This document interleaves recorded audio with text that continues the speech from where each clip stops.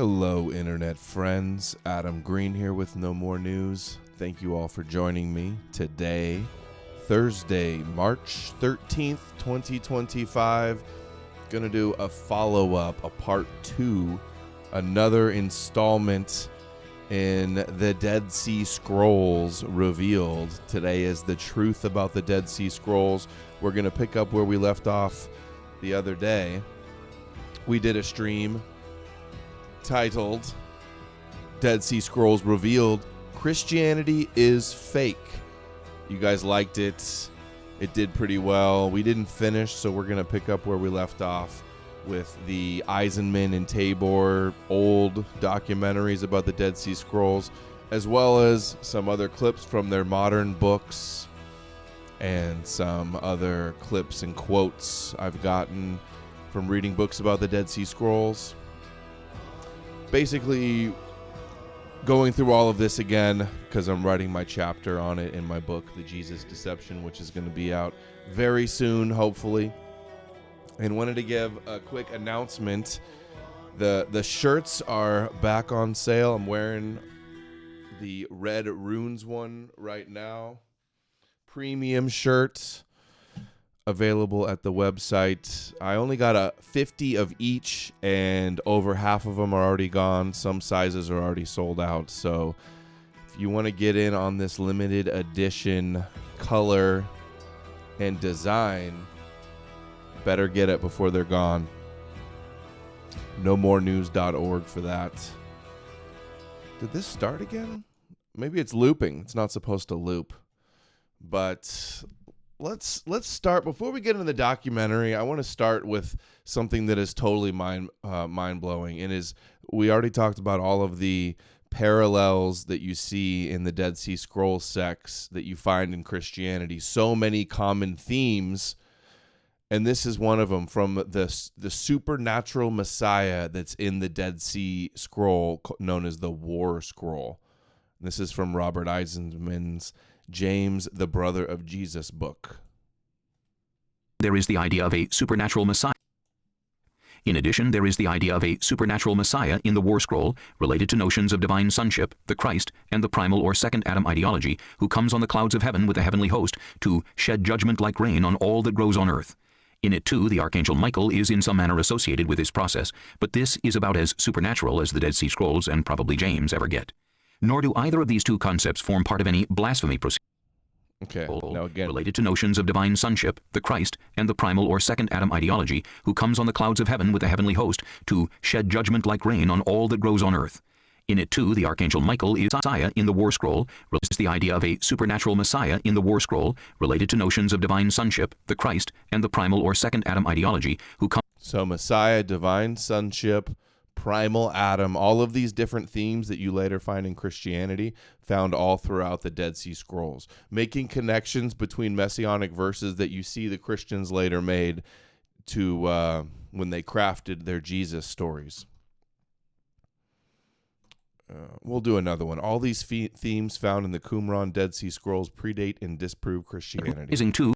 Quoting Isaiah's 31:8, by the sword of no man, the sword of no mere Adam, the War Scroll now specifically goes on to evoke the primal Adam, thus tying all these themes, the Davidic, the star, the Son of Man, the perfect Adam, and the Messiah, together in one extended proclamation, ultimately combining clouds and rain imagery and expressing this judgment, as we have seen, in terms of coming on the clouds and shedding of rain on all on earth.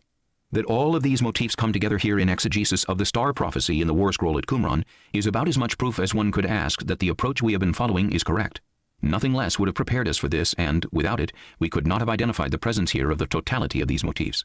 Directly preceded by an evocation of the form of Adam, this exegesis is directly followed by an extended description of the heavenly host coming on the clouds, richer than in any other source, and repeated a second time at the end of the scroll. For it, the Messiah-like leader joins the poor, Habianim, repeated twice, are James... That's where they get the poor, the Ebionites. The poor, and feeding the poor is also a theme from the Old Testament, why they have Jesus doing it. Habianim, repeated twice, are Jamesian Habianites again, and those bent in the dust to rise up against the Kittim and justify God's true judgment on all the sons of man. So that's rise up against the Romans. The Kittim is who that was at the time.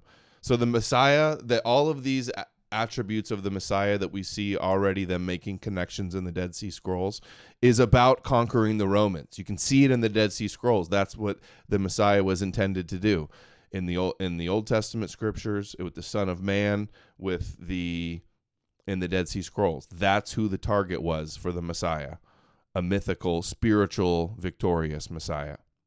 It reads, "By the hand of your messiahs, so that you may glorify yourself in front of your enemies and overthrow Belial's legions, the 7 nations of vanity, and by the hand of the poor ones of your redemption, with the fullness of your wondrous power, you have opened a gate of hope." The 7 nations of vanity related to the 7 kings of Edom, in the primordial world before the shattering of the vessels. 8 imagery again, "to the cowering heart, for you will kindle the downcast in spirit," a synonym for the poor in spirit in Matthew 5:13 above, "who shall be as a flaming torch in the chaff to ceaselessly consume evil until wickedness is destroyed." In the exegesis in the Damascus document, the chaff, separating the wheat from the chaff, the stubble being burnt up as we covered in the stream yesterday. the same scepter is the Messianic leader, also referred to in another Messianic fragment seemingly connected to these matters, the Messianic leader, Nasi. In the Damascus document, he will utterly destroy the sons of Seth, a clear synonym for the 7 nations of vanity, and mentioned here in Numbers 24:17 too. In addition to remarking the repetition of the word, what else was named in Numbers 24:17, the scepter verse? Edom. Power in these passages, one should compare the torch in the chaff simile to the words of John the Baptist quoted in the Gospel of Matthew, and applying to one coming more powerful than he, meaning Jesus, whose shoes John supposedly was not fit to loose or carry. He shall baptize you with the Holy Spirit and fire, whose winnowing fan is in his hand, words just encountered repeatedly in the war scroll above, to purify his threshing floor, and he will gather his wheat into his storehouse, but he will burn up the chaff with unquenchable fire. Matthew 3:11 and 12. Oh man, I Ising 2, quoting Isaiah's, this is a really long book, a really worthless city or assembly church built upon blood allusions encountered in 2 separate but parallel contexts in the Nahum Pesher and the Habakkuk Pesher. Interesting too, in the former it is connected to evocation of sending emissaries or apostles to the peoples, while in the latter the city of blood is accompanied by building imagery and interpreted in turn in terms of leading many astray and performing a worthless service and raising a congregation, church, upon lying, identified with the lying spouters doctrine. Isn't it just all of these themes? Like, where would they get inspired? Looking for a smoking gun, where would they be inspired? What would inspire them to create like a false, fake religion? Listen to this. Based on blood consumption, like the Christians do in communion. It is connected to evocation of sending emissaries or apostles to the peoples, while in the latter, the city of blood is accompanied by building imagery and interpreted in turn, in terms of leading many astray and performing a worthless service and leading astray, testing to lead the Jews astray. A congregation, church, upon lying, identified with the lying spouters doctrine. A church built on lies? The lies of Jesus? In perhaps our boldest attempt at achieving a synthesis between the community of James and the community at Qumran, we have identified these kinds of allusions in the Habakkuk Pesher with Paul's building a church upon communion, or the consumption of the blood of Christ. And then Paul literally quotes what's in there. Building a church on communion, the same type of language. As Luke puts it in his version of the Last Supper, in which Judas Iscariot too plays a central role and is roundly condemned, "This cup is the new covenant in my blood, even that which is poured out for you." 22:20. Not only is the idea of pouring out integrally connected with the Pauline idea of the Holy Spirit in the book of Acts, but where connections involving plays on language and doctrines at Qumran are concerned, the new covenant is an all-important aspect of what is going on in the wilderness at Damascus in the document by that name, and, as we also saw, pouring out is the root of the way Qumran is referring to the spouter of lying, which quite literally means the pourer out of lying. So they also thought that they were the new covenant, another idea that didn't originate with Jesus as it declares in Hebrews. The idea of the new covenant, Jeremiah 31, was already a theme found in the Dead Sea Scrolls. We shall take one final step more in this regard when we show that even the word Damascus in Greek, of the new covenant in the land of Damascus at Qumran, is being utilized by Paul or these gospel artificers in some esoteric manner to produce the new formulation, the cup of the new covenant in my blood, blood and cup being in Hebrew dam and kos. It is in this same letter to the Corinthians, it should be recalled, that Paul not only ranges himself against James' Jerusalem Council directives prohibiting the consumption of blood and things sacrificed to idols, but first develops this idea of communion with the blood of Christ, however repugnant such a notion might have seemed to such zealot-minded groups as those at Qumran, not to mention James who, we have just seen, specifically forbids it. It is this doctrine that is retrospectively attributed to Jesus in these highly prized scriptural accounts of the Last Supper. If anything proves the dictum referred to in the introduction that poetry is truer than history, this does. Paul also develops this idea of communion with the blood of Christ by using building imagery, as we have seen, at one point even calling himself the architect, 1 Corinthians 3:10. In the Nahum Pesher, a variation of this city of blood notation is developed in terms of a city of Ephraim and those seeking smooth things at the end of days, who walk in lying and unrighteousness. The imagery is complex, but nonetheless is developed in terms of a city of Ephraim and those... Ephraim, the Christians are referred to as Ephraimites sometimes as well. So another connection you're finding. This is pre-Christian Dead Sea Scrolls, likely a Jamesian sect. The pillar, the idea of the pillars of the inner circle, and then a 12, also found in the Damascus, or maybe it's the community document in the Dead Sea Scrolls. The New Covenant, circumcised hearts, it's Messianic, apocalyptic expectations. They're doing ritual bathing.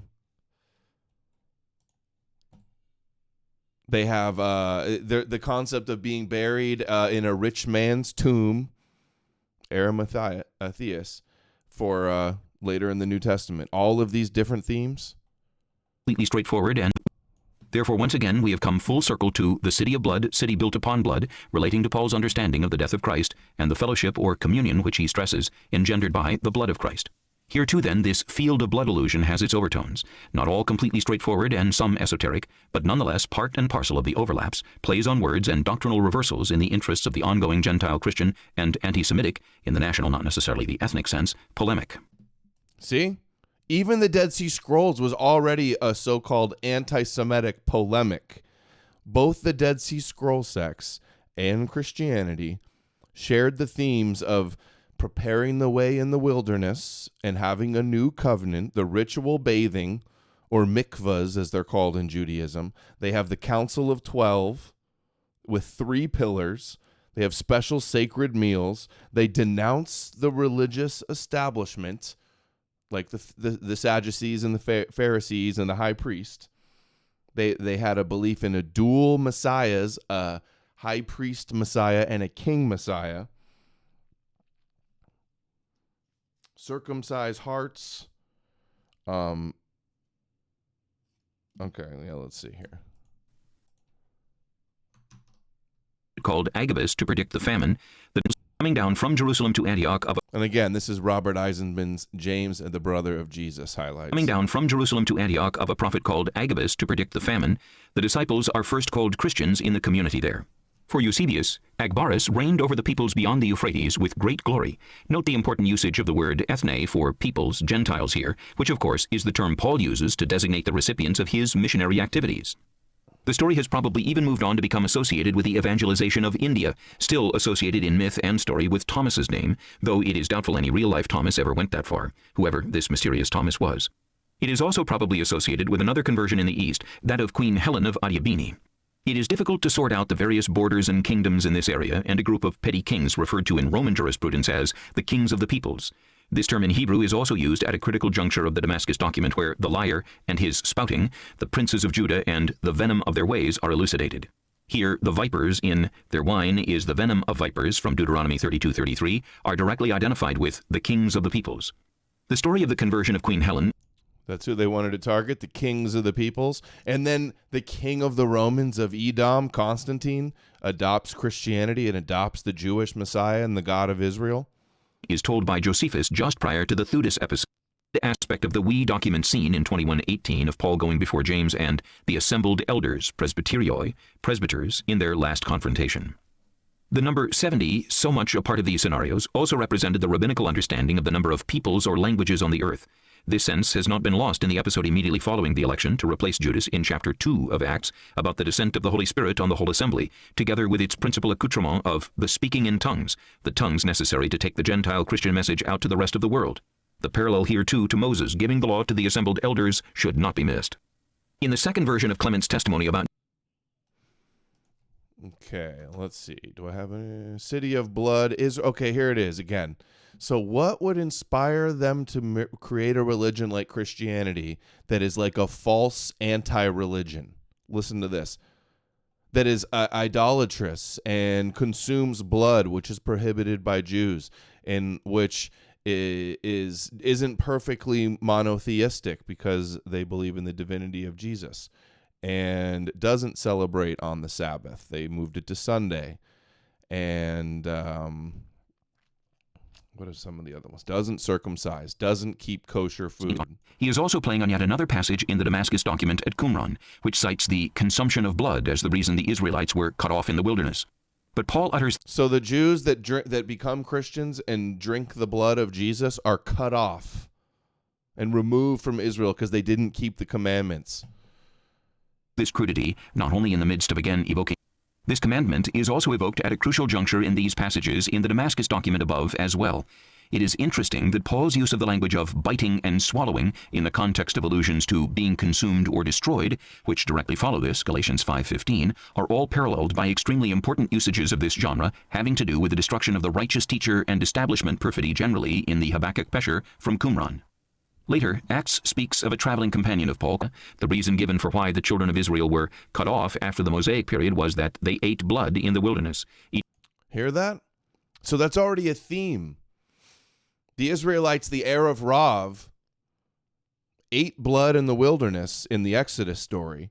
So that's where they got the idea, a religion that removes the heir of Rav from Israel by consuming blood. It's prohibited in Judaism to consume the blood. Cut off after the Mosaic period was that they ate blood. Later, Acts speaks of a traveling companion of Paul. The reason given for why the children of Israel were cut off after the Mosaic period was that they ate blood in the wilderness, each man doing what was right in his own eyes. Whereas Paul will utilize this language of cutting off to make an obscene pun about cutting off one's sexual parts in circumcision, Galatians 5:12, for the Damascus document at this point, Abraham and the other keepers of the covenant are designated friends or beloved of God. This is exactly the language the letter of James uses when arguing with its interlocutor or spiritual adversary, the man teaching that Abraham was rather justified by his faith, not works, Galatians 3:6-29. Speaking to this adversary. So in Ezekiel it says,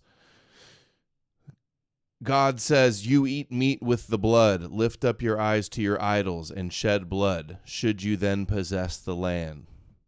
Verse suggests that Israel was guilty of eating blood, worshiping idols, and committing violence, which prevented them from receiving God's promises. And then you're telling me that Christianity consumes blood, is idolatrous, and they blame it for all shedding the blood of the Jews being a militant religion. Leviticus says, and whatsoever may there be the house of Israel eateth any manner of the blood. They cannot eateth any manner of the blood, and will be cut him off from among his people. So it's Beliar in the Dead Sea Scrolls. Beliar, who is Satan, casts a net to try to ensnare the children of Israel, Jews, into consuming blood, eating food sacrificed to idol, not keeping the commandments, not keeping kosher, not circumcising, and believing in a idolatrous man as God. All of the themes already found in the Dead Sea Scrolls that would have been known and inspiration for the creators of Christianity. And now we see rabbis still today describing Christianity and the role of Christianity in Jesus in their plan the exact same way. The letter of James points out, it's such a smoking gun. This is so damaging and undermining to Christianity, the legitimacy of Christianity, that all of these ideas were not original or unique to Christianity. They all were preceded in the Dead Sea Scrolls. In other words, all of these connections, all of these themes, you don't need a historical Jesus to have Christianity. It was all already pre-existing in the milieu of the range of different Judaisms and sects and subsects at the time. Don't you realize, you empty man, that faith without works is useless? This notion of blood and consuming it is, therefore, one that exercises those responsible for the literature at Qumran to no small degree. In other documents, Qumran refers to how the spouter of lying led many astray to build a worthless city upon blood, and the liar led the children astray to build a city based on blood. City of blood quite derogatorily. We shall have occasion to connect allusions such as these with Christianity. Christians are obsessed with blood, washed in the blood, drinking the blood. What a coincidence. They have this idea of a city built on blood that's a trap, that's a satanic trap. Paul's innovative doctrine, communion with the blood of Christ, and his reinterpretation of the New Covenant in 1 Corinthians 10 and 11. Luke adds, as we saw, the slightly differing twist, "This is the new covenant in my blood, which was poured out for you," 22:20. Certainly, pouring out the blood was a fixture of all Jewish ritual practice, as it has become to some extent for Muslims. Even in stories about Abraham's sacrifice of Isaac, which James 2:21 evokes to support its position on Abraham being justified by works, in Islam this becomes the sacrifice of Ishmael, there is no intimation that the consumption of his blood was permitted even symbolically. In this Noah episode in Genesis, as we saw, it is expressly forbidden. "You shall not eat the blood of flesh with life in it. I will demand an account of your lifeblood. I will demand an account from every beast and from man. I will demand an account of every man's life from his fellow man." 9:4 and 5. When the Damascus document describes the cutting off of the children of Israel in the wilderness to the consumption of blood, the reference is to Numbers 11:31 and 32, and how the children of Israel ate quail there. While neither the author, for its part, the Damascus document is so incensed about consuming blood that it deliberately highlights this episode, adding the words that they were led astray in these things and complained against the commandments of God. In the Complained against the commandments of God? Like Paul, who didn't want to do circumcision and keep kosher? Genesis narrative, in some sense, the permission to eat meat would appear to have been tied up with the sacrifice Noah made after the flood. That is, in this pesher, the resident aliens, Ger Nilvim, are associated with two further esoteric usages. Firstly, the city of blood, which we have already suggested connects in some manner to Paul's erecting a community, even if only symbolically, based on blood, that is to say, drinking the cup of the blood of Christ.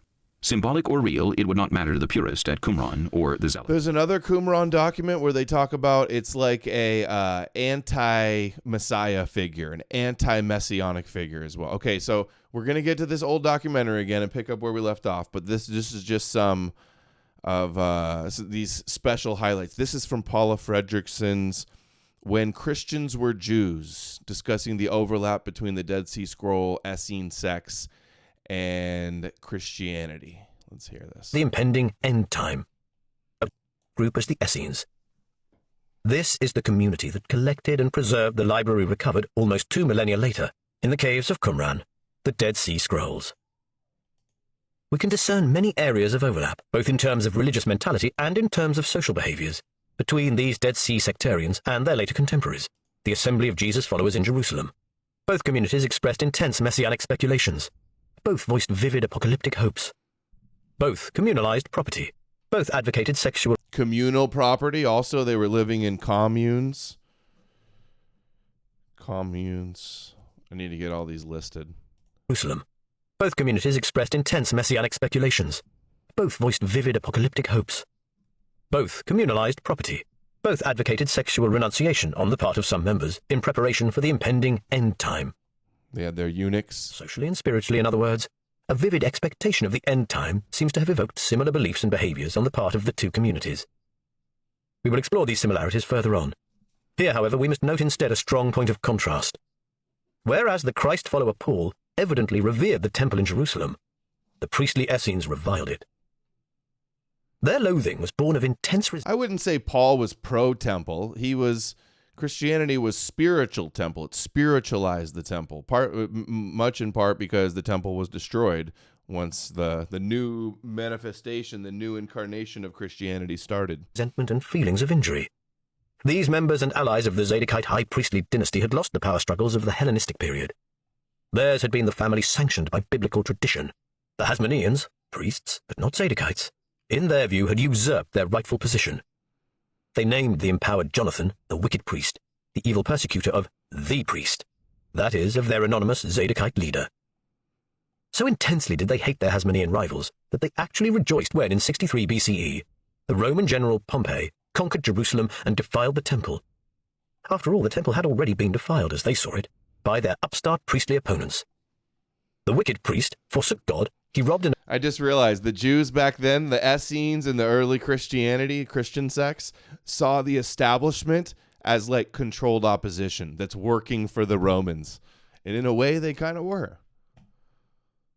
Christianity overcame the Jewish controlled opposition of Herod and the high priest that was in cahoots with the Romans, and they overtook them by addressing the controlled opposition in Judaism and defeating the Romans with a spiritualized form of Judaism and a mythical Messiah that they invented. It's incredible. And amassed riches, heaping sinful iniquity upon himself.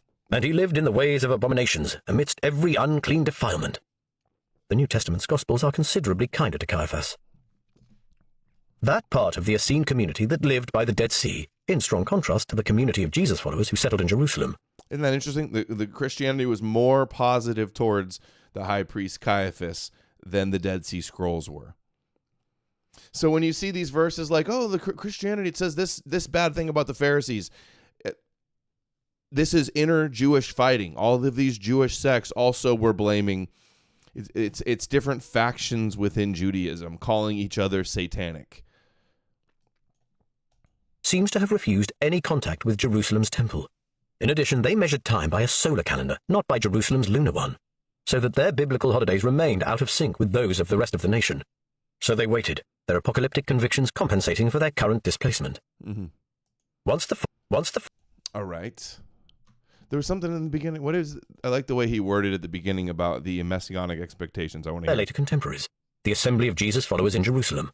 Both communities expressed intense messianic speculations. Intense messianic speculations.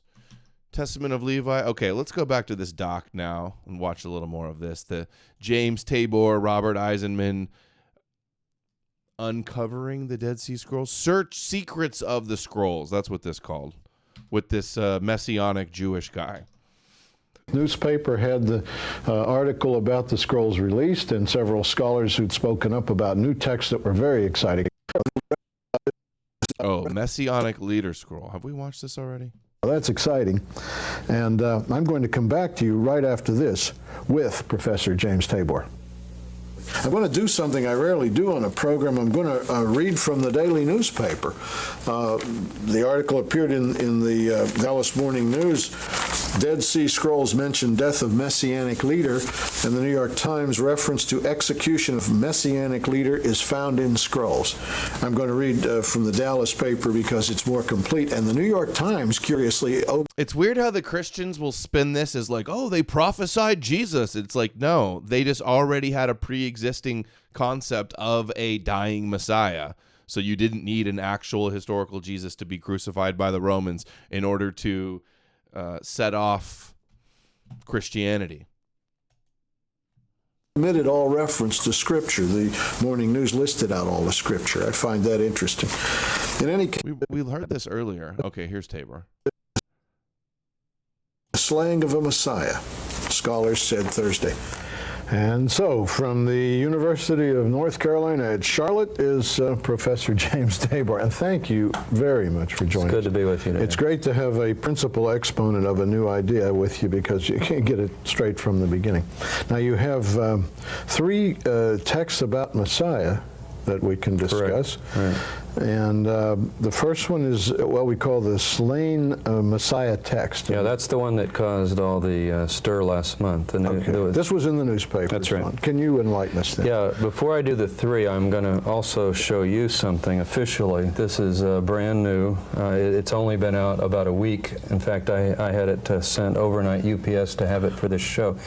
This is, I guess you could say, the bootleg edition of the unpublished scrolls. Right. This is the one that made out of the... Dr. Robert Eisenman and James Robinson at Claremont. Eisenman is at Long Beach State. They obtained the photographs. Wait, and these little fragments, somebody had to stitch all that together? It's 1,657 fragments, similar to the ones we're going to talk about.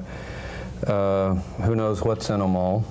Never been seen before. In fact, I'm sure this book has never been seen before on television until now. Some of them will be impossible to decipher, very small. Others you can read if you know Hebrew just quite easily. So there's this is only in Hebrew, so it is available. Second 2019. But unless you know Hebrew, there might not be a lot of point in getting it. But guys, look at this. I did the stream, was it yesterday or the day before, covering the Trump converted to Judaism disinfo from Goldberg. And look at this. This guy, Henry Ford, who we follow each other, shared this meme. Are you okay, son? No, Donald Trump is a fucking Jew. 71,000 likes. 71,000 likes. My post, I covered in the stream the original audio of where this is this claim that the White House insider said that Trump converted to Judaism. And look, this is what they're citing, Propaganda Monitor. It's funny that Propaganda Monitor is actually sharing disinfo propaganda.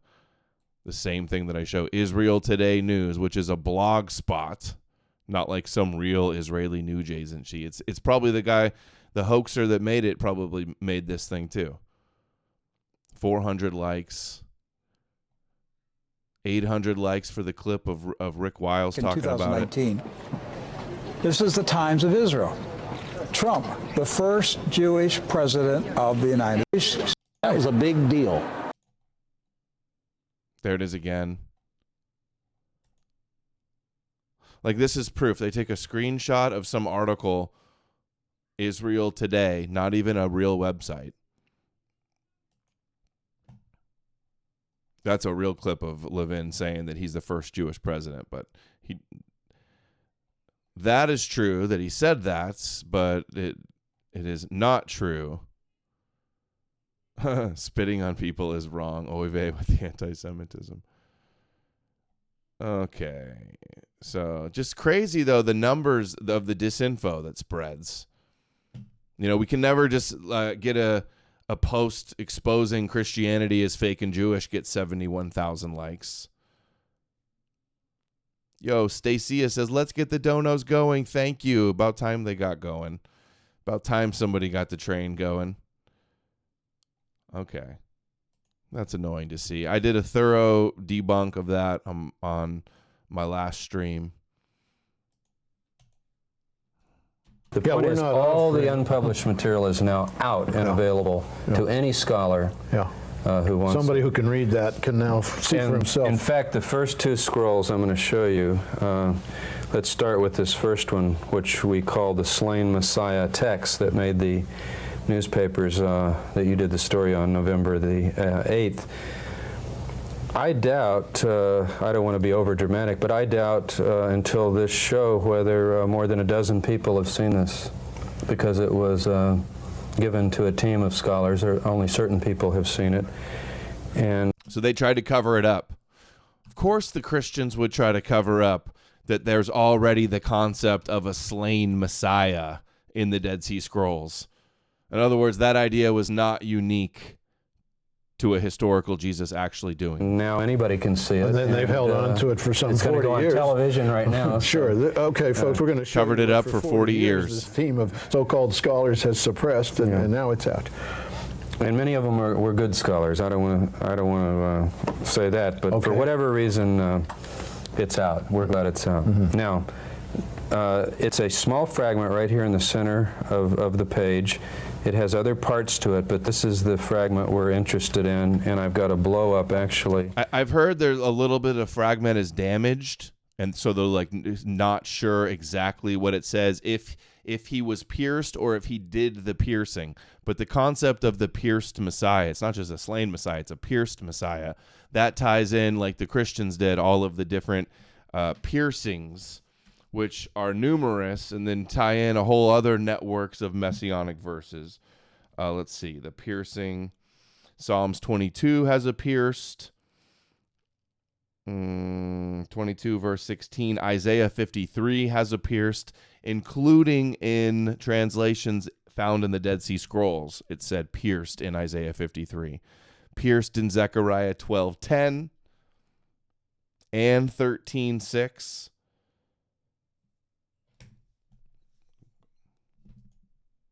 of that middle fragment right here. And I think with a little bit of work we can read it together, and I actually want to go over it word for word because every word is quite interesting. It starts out, you can probably make that out. Yeshayahu. Yeah, Isaiah, the prophet, Hanavi. And now this word we're not sure of, but then it begins to quote Isaiah 11:1, which is a text about the Messiah. It says, there's the verb yatzah, there will come forth a staff, or Branch, not a branch, but a stem. Paul in Romans cites the same verse about Jesus. Stem from the Jesse. Gaza, from the root of Jesse. There's Jesse there.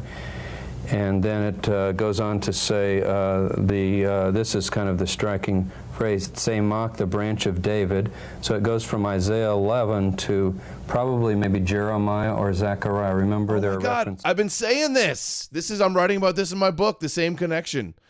The fact that they connected in the Pierce Messiah scroll 4Q285, Isaiah 11, the root of Jesse, with the branch, and it's the branch, the way it's worded, not in Isaiah 11, which is a blossom, I think is the word they use, but it is the branch of David that's in Jeremiah 22 and 23, and the branch Semach in Zechariah. This is over so many people's heads. The Semach in Zechariah 3 and 6, which ties in those whole different networks of passages in the Midrash. And you read from all of these connections that were already being made, and you get the whole Jesus story.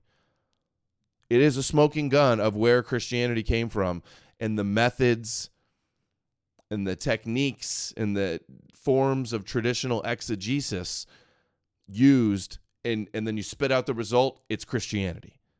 It's where it came from. Mystical, messianic, apocalyptic, midrashic Jews. To the Messiah, The branch. also being called the branch. So the branch of David. So very strongly branded as a messianic text, quoting probably definitely Isaiah, probably Jeremiah, maybe Zechariah. Boom. And then it says something. All of it. It's difficult to say for sure, but something like they will be judged. So perhaps that the branch of David will judge the world, or maybe that they will judge him. By the way, I'm reflecting the help of Professor Michael Weiss, who discovered this text in the photographs and his translation and the variables that I'm giving you here.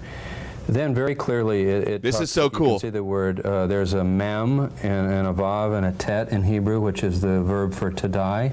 So this was the key verse that really kind of shocked people. It says, they will put him to death, or he will be put to death. These are before the New Testament. The Nasi, the prince of the congregation. Remember, the Messiah is also called the prince in Daniel. So it probably means the prince of the congregation will be put to death. They will put him to death. Messiah, the prince, Daniel 9. Exactly. Now notice that. That's a tzadi and a... Come on. And then now it's tying in the Messiah that's cut off in Daniel 9, the anointed one that's cut off and dies, which they connect probably to the Son of Man in Daniel 7 as well. And mem, but the other word is dropped out. But look, we have that right here. Tzemach again. Others, that is the branch. So they will put to death the prince of the congregation, the branch. The branch. I think one letter gone, but probably that's what it says. Then with woundings or piercings, see that? You can see halal there. With woundings or piercings, and then you go to this word, the priest will command, or the priest will command woundings and piercings. Whoa, even the priest. So the priest that sentenced Jesus to death, also in the Dead Sea Scrolls. The whole story's already there before Jesus. And this guy, is he going to let this Christian go, oh, wow, they prophesied it? Or is he just going to go, they just retold this story and these memes? Game, set, match, guys. Game, set, match. Are you not entertained? Are you not entertained? Do you guys understand the magnitude and the implications of this?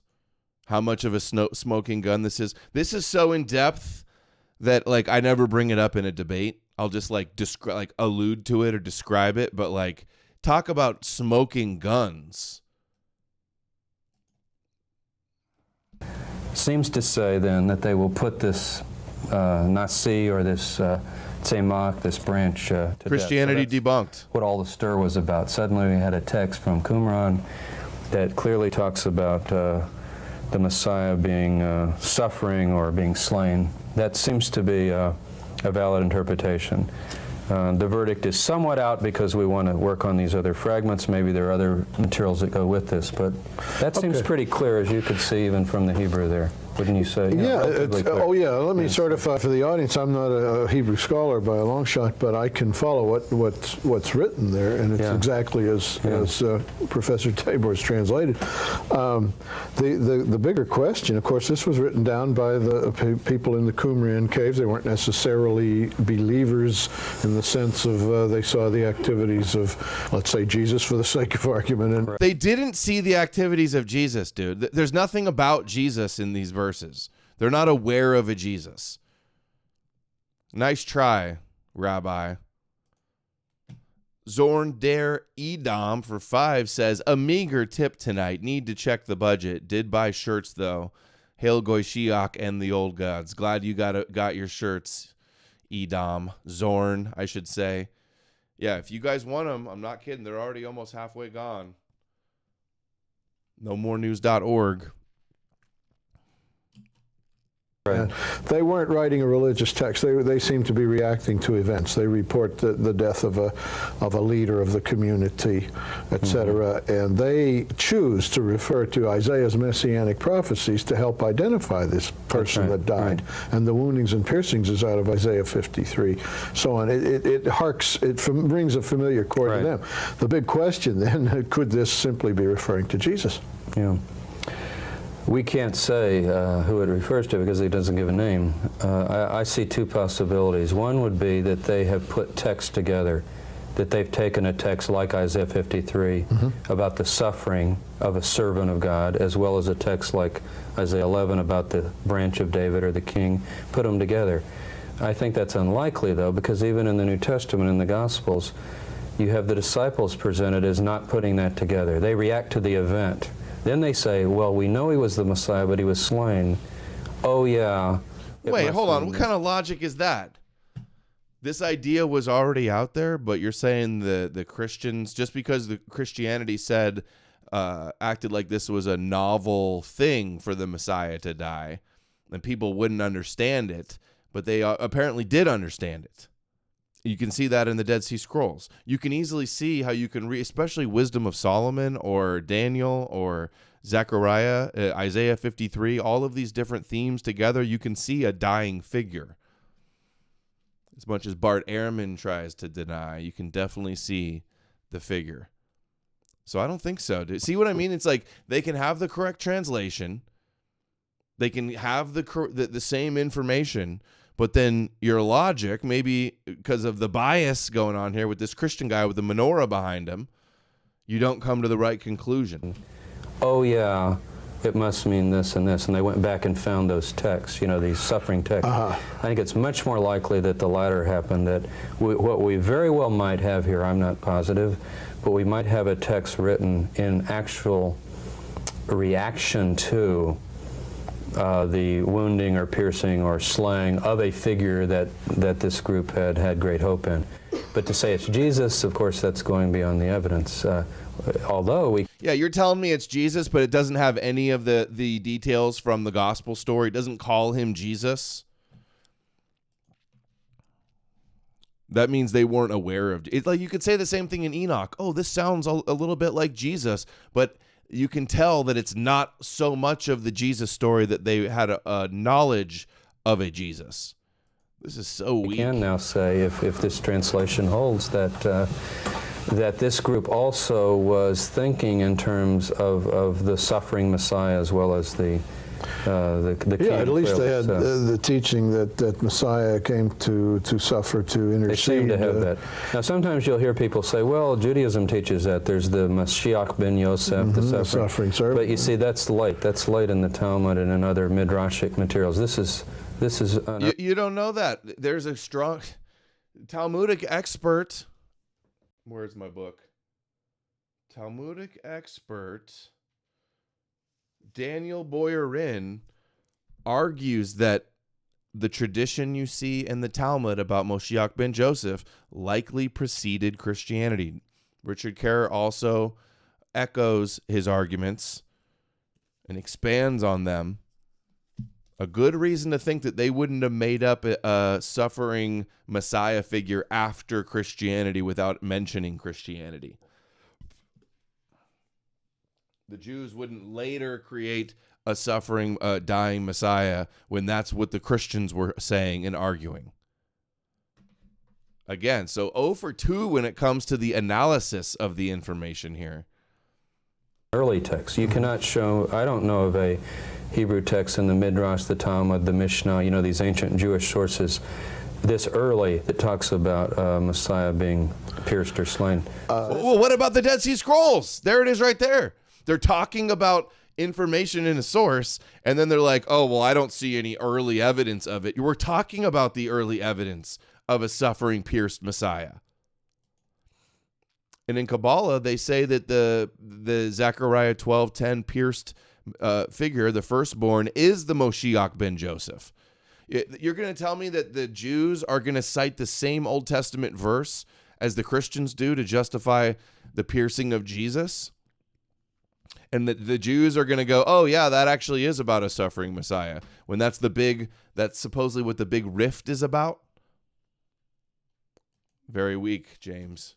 Very weak, Tabor. Other than the New Testament, this is it. But what it means is that other Jewish groups of the time were also in some way discussing something like this. It isn't a big stretch for me to say somebody lived at this time before 50 AD.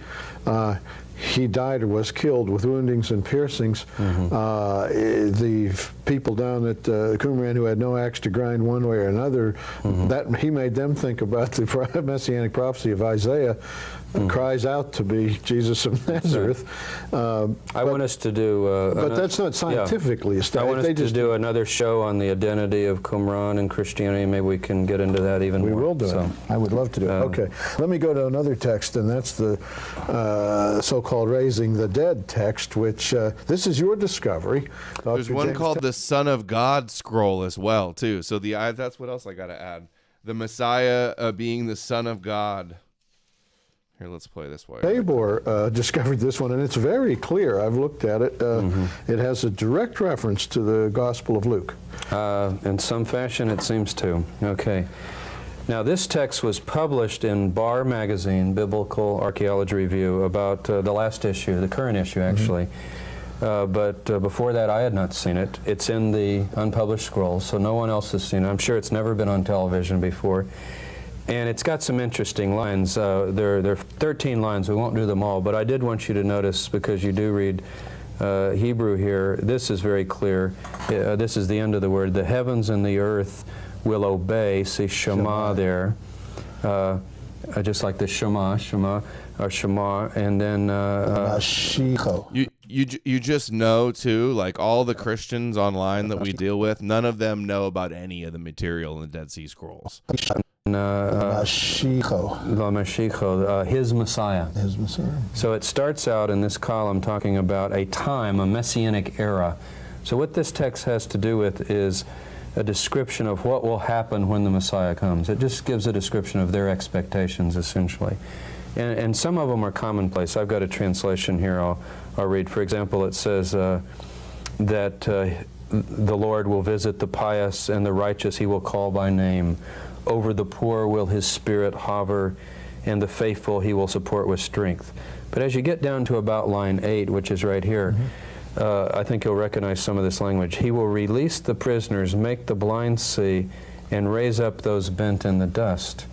Isaiah 42 or 61, or I think there's in Psalms too. Releasing of the prisoners. Now, I'm going to put this down a minute and come back, but you've got an English Bible there. If you read, I'll just let you turn to it. Read Luke chapter 4. Okay, Luke 4:18. The Spirit of the Lord is upon me, because he hath anointed me to preach the gospel to the poor.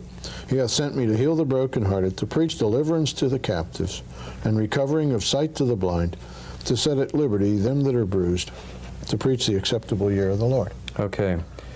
Now, if you look at some of the phrases we just read about release the prisoners, make the blind see, and raise up those bent in the dust, that is an allusion to the Psalms. In fact, it's Psalm 146, but also to, in Luke 4, this is where Jesus gets up in the synagogue and reads Isaiah 61. And the key phrase is the one you also find the same thing from Isaiah 61 in the Melchizedek scroll found in the Dead Sea Scrolls. Another huge smoking gun that I need to mention here. The idea of a Melchizedekian. Oh my God.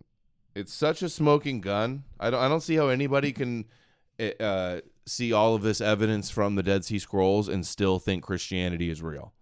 Just read. Now here's what this text says. This is so Let's good. compare it. I hadn't watched this yet. He will heal, here you have Rapha, he will heal the wounded, and he will make the dead live, the verb chaya, to live, like l'chaim, you know, in Jewish parlance. So he'll make the dead live, and to the poor he will preach the gospel. So what you have here is quite striking. You've got a partial quotation of Isaiah 61, what you're reading here. But it didn't say make the dead live. That's it. That's what I noticed immediately, that if you read Isaiah 61, the key phrase is that he will make the blind see, release the prisoners, and to the poor announce the good tidings, you know, the gospel. Yes. But if you turn over to Luke 7, just a couple pages over there, and this is a passage that we believe, in scholarly parlance, we call this the Q source. This is a very early source that Luke himself used. He says that remember in his preface, he says that he has looked at different sources and so forth. We believe that this is an early source he used, and I think it's around, you see verse I see verse 22, tell him to go. Yeah, he asks, are you he that was to come? Right. Do we look for another? What it is John the Baptist, who's usually identified with this community in some fashion. He's out in the wilderness, same place, baptizing. Yeah. You know, if you've been to Qumran, you know you can look and see the river, the Dead Sea and the Jordan River area. He's asking Jesus, are you the Messiah, or should we look for another? Now read, what is it, verse 22, where we have Jesus reply. Yeah, then Jesus answering said unto them, go your way and tell John what things ye have seen and heard, how that the blind see, the lame walk, the lepers are cleansed, the deaf hear, the dead are raised. To the poor the gospel is preached. Okay. Notice the last two phrases. The dead are raised, to the poor the gospel is preached. Now, it's partly then from Isaiah 61, but as you immediately noticed, Isaiah 61 does not say that the Messiah, when he comes, will raise the dead. It mentions many of these other things. Yeah.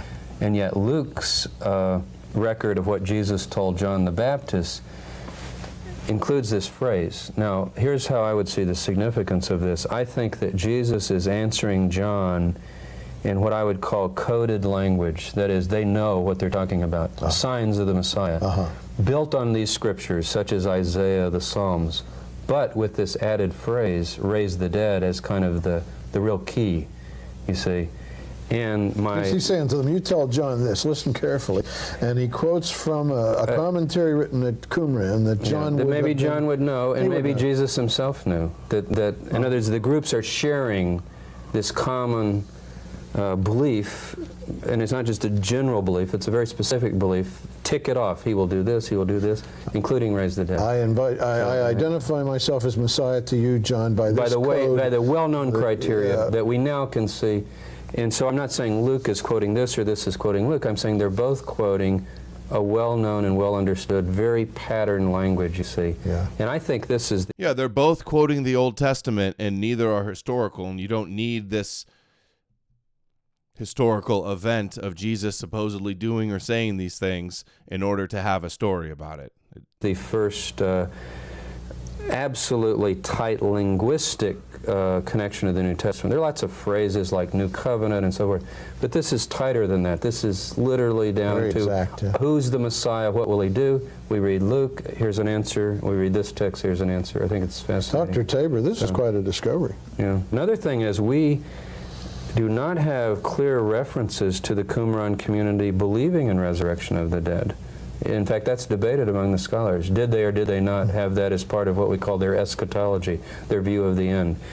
And as you know, in the New Testament, resurrection of the dead is the key doctrine. That's interesting. And then I bet you he's going to say it right now. The Pharisees and the Sadducees also talked about resurrection of the dead. I believe it was the Pharisees that was central to their end times beliefs, a resurrection of the dead. So it's almost like Christianity wasn't totally Essene and it wasn't totally Pharisee. It was somewhere in the middle and with a blend of different ideas from both different sects. Wow. Paul makes it a big point in the book of Acts. I believe in the resurrection. 1 Corinthians 15, is very strong on that. This is one of our strongest indications that they do believe. There are allusions elsewhere, but this is absolutely clear in Hebrew. There's no doubting the reading. He will make live, literally, the dead ones. Yeah, that's very clear. So I think it's quite a fascinating text. Very nice. Now, the Isaiah 53:11 text, which is about Messiah and the light. That's an interesting one. Now, we're going here from unpublished, which is now published. I say unpublished meaning till last week. Yes. The two we just looked at, they're published now because Barr has put them out. But this Isaiah scroll, Isaiah 53, of course, has been known for centuries. It's in everybody's Bible. This is he goes as a lamb to the slaughter. That's right, that's right. The servant. And it's variously interpreted. Is it Messiah? Is it the people of Israel? Is it a righteous servant, a tzaddik, of Israel? But anyway, this is Isaiah 53, beautiful text in Hebrew, of, as you know, in Cave 1, first discoveries made by the Bedouin shepherd boy. This whole scroll was found, complete scroll of Isaiah. Yeah. And you've seen it, I think, have you not? Yes, I have. Yeah, because you did that program. I was in the museum there. Yeah. And I think you demonstrated that. This is what the Wes Huff talked about with Joe Rogan. And I've been seeing the Christians are really picking up and using Rogan's he's like, I'm so impressed. I keep thinking about the Isaiah scroll and how it's the same. And modern Israeli can simply sight read this. It's that clear. It's sure, it's clear. Very easy to read. Now, so this is not an unpublished text, but it's an interesting text. Now, people often ask, when you compare the Isaiah of Qumran, which is 2,000 years old or more, and the Isaiah text that we have today, copies of copies of copies, medieval Hebrew manuscripts, are there major differences? The answer is no. But there are some significant differences, and one of them I wanted to talk to you about is in verse 11 here. You have English Isaiah 53, verse 11. Going to say Pierce? This would be the common King James translation of Isaiah 53:11. Go ahead and read it. He shall see of the travail of his soul and shall be satisfied. Okay. We'll just take that phrase. If you notice in Hebrew here, this is literally from the travail, there's nephesh, of his soul. He will see. Okay. Now, the word I've circled here is the direct object. He will see what? Light. Or that's not in your text you just read. Now, if you don't have the word light, you would have to translate it from the travail of his. Read it again. I'm getting mixed up. Yeah, it's what they did with that. He shall see of the travail of his soul. Yeah, which in a way doesn't make sense. So he will see from the travail of his soul. Well, what will he see? You see. Yeah. So in the Qumran scroll, you have the word light. He will see light. Now, I think this is an allusion to resurrection. For this reason, Isaiah in chapter 27 and in other places uses light as a metaphor for raising the dead. The dead are in Sheol and darkness, and they see light. And this is talking about a man suffering, being buried, and then seeing light, you see. So the point would be that this word light was in copies of Isaiah from the first century, during the time of Jesus, during the time of Paul. Oh, so why does the New Testament say that when Jesus was crucified that the sages rose from their graves and their tombs and walked around Jerusalem? Because they were reading a verse of Isaiah like that. He will raise the dead with the light. What's more likely, guys, Christians out there, apologists, that the Bible is true and zombies really walked around Jerusalem after Jesus was crucified, or that they read this version of Isaiah and believed that when the pierced one dies, that there's a resurrection of the dead? Total. Paul, during the time of the early rabbis, apparently was in their copies. And now here's a modern Hebrew Bible upon which the King James was based, Masoretic text, standard text, in which the word light is missing. Now, so, historically, some people don't like the resurrection for different reasons. One group because... Hold on. Pure Blood, I like this. Pure Blood tagged Liam and says, Elon playing the role of false prophet who will do signs and wonders. The blind will see, the lame will walk. What, with Neuralink? And send fire from the sky. Revelation 13:13. I like it. I like it. I like where you're going with that. It's too hard to believe. Let's not make the people try to believe that's going to happen. Another group because it's written of Jesus and they don't like the idea. Right. Could it be possible the Masoretes, the ones who come on with the pretend coke, this dude. You can't have some like deeply invested televangelist be the interpreter of the Dead Sea Scrolls. You see the problem with that? In fact, a lot of Christian scholars, they go, oh, there's nothing that big. It's not about Jesus, but like they minimize how bombshell what's in the material in the Dead Sea Scrolls is in the sense of undermining Christianity as being legitimate and authentic and original. Text altered an original text?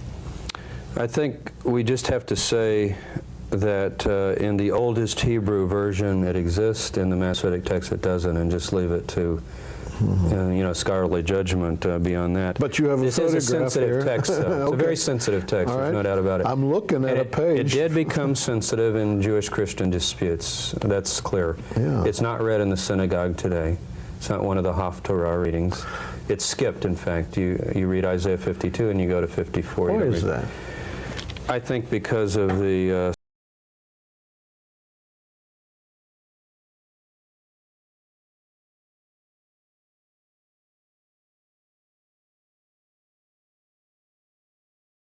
slaughter of the Jews by so-called Christians, and it became very sensitive to, in the medieval times. He goes as a lamb debates, to the slaughter. Yeah. Still in all, it seems Christological on the surface, almost.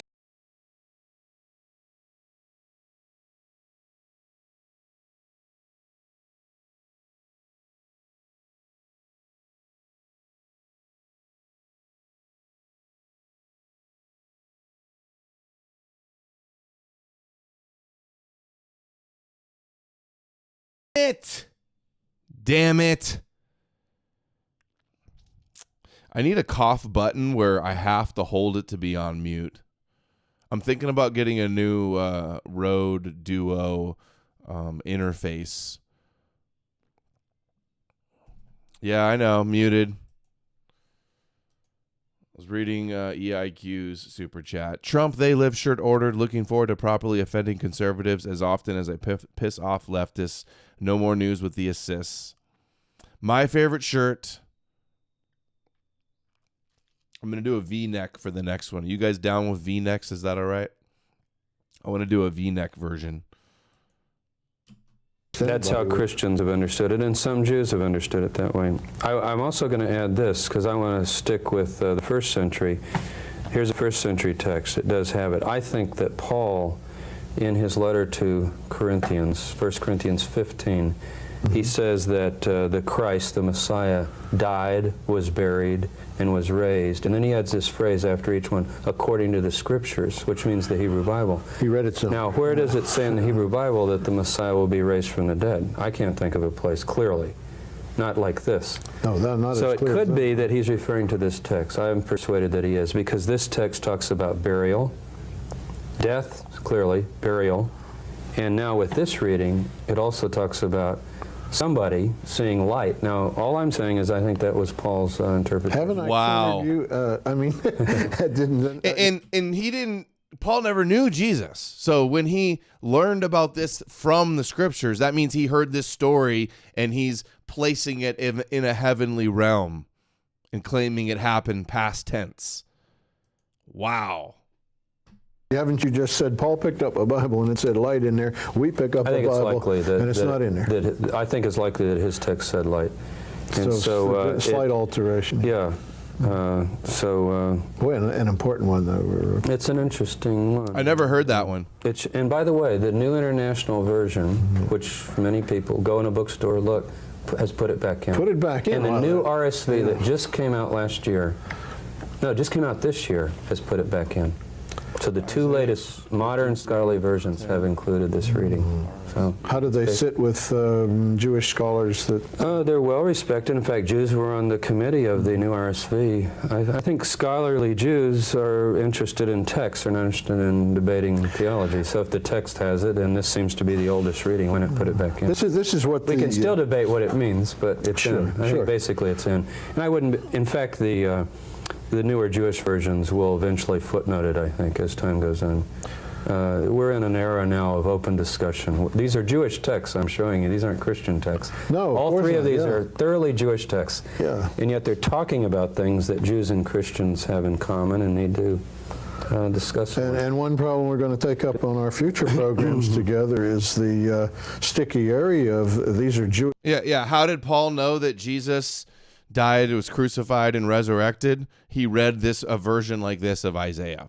He didn't learn about it, somebody that saw it. He never witnessed it himself, never knew of a Jesus. Nobody did. The only source the first Christians had for Jesus was reading from the scriptures.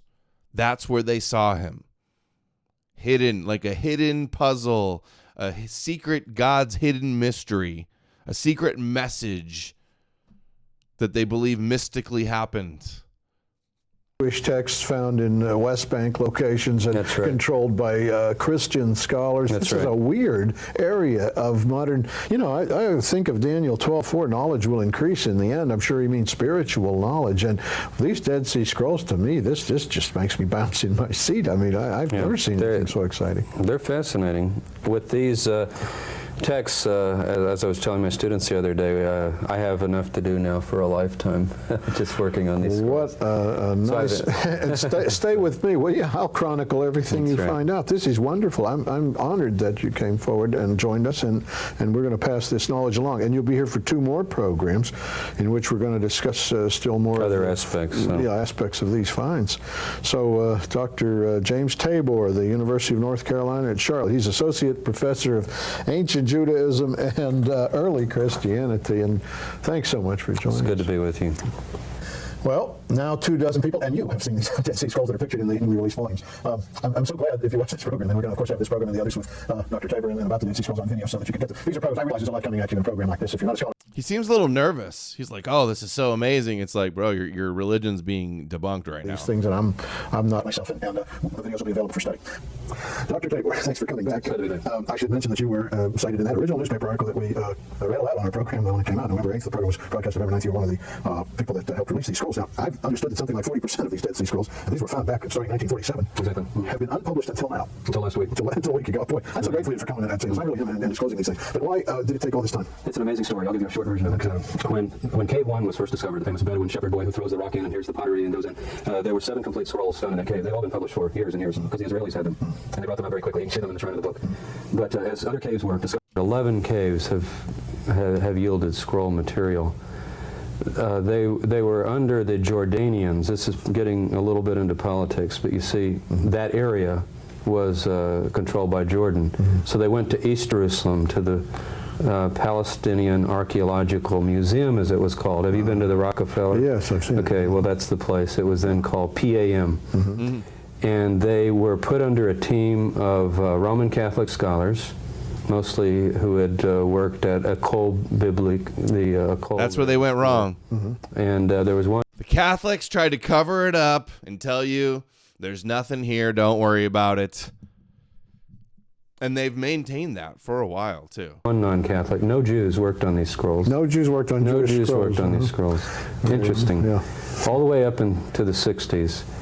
And essentially that team had the scrolls. They would give them out to their students, to various people. And there was no way to get to them. I was too young to remember those days, but people older than I have died now. One of my revered teachers, Morton Smith, died this year, Columbia University. He never got to see the unpublished Waiting a scrolls. lifetime to see Never saw scrolls them. held by Palestinians and Roman Catholic scholars of Jewish writing. Okay. It's a strange saga. Now, it was not until Father DeVoe, who was the first chief editor, said that they would all be out in 1962. How many years has that been? Almost 30 years ago. 30 years. So it hasn't happened. 8 volumes have come out, but the more interesting material from Cave 4, if any of your viewers have been to Qumran, Cave 4 is that very easy to spot, wide open cave right as you're standing looking at the cliffs there. There were 800 fragments of scrolls found in that cave, and very little of that material came out until last week. The 2 texts we looked at on the previous program were both from Cave 4. Well, I can almost infer from what you're saying that somebody read these texts and said, I don't think we should release these things.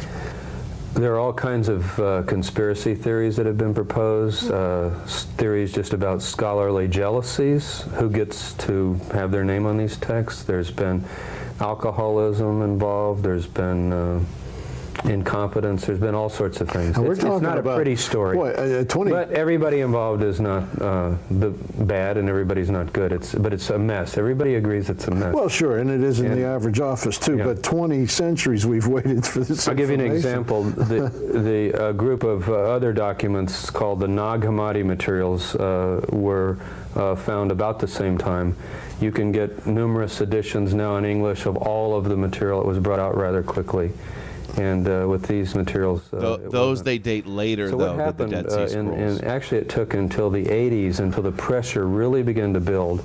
And Herschel Shanks, the editor of Biblical I read his book Review, too. spearheaded a lot of this effort. But a great deal of public pressure. The public began to get interested in the late 80s, if you recall. Boy, it takes a while. As the word got out, people didn't know. 40% of the Dead Sea Scrolls aren't out. People began to say, well, I thought everything was out. What's not out? I did. And you began to hear about it, and it built momentum. And so I had no idea. I would have marched with a the poster. story is literally like a mystery story. What happened finally is that Professor Robert Eisenman at California State Long Beach obtained the photographs, not through any source that officially was given them.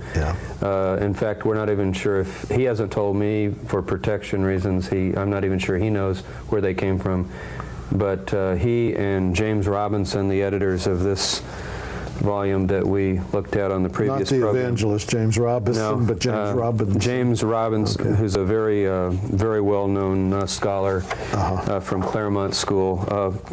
Just simply, I guess you could call this the bootleg edition. They simply put this out. These 2 volumes bring us up to date. In other words, with these materials I have here that were already out, and these materials, all the material is out. The problem is this is still in Hebrew. It still is raw material. It's got to be carefully looked at. You know, we've got years ahead of us. But at least any scholar now, I teach at I'm not at Harvard or Yale or Princeton. I'm at the University of North Carolina at Charlotte. But I too can begin looking at these materials. Oh, I'm very grateful, and we should all be to these people that finally got them out of trunks and wherever they were. And I think now, I just attended the American Academy of Religion meeting, which is the big national meeting of all biblical scholars, and there was a general sense of relief.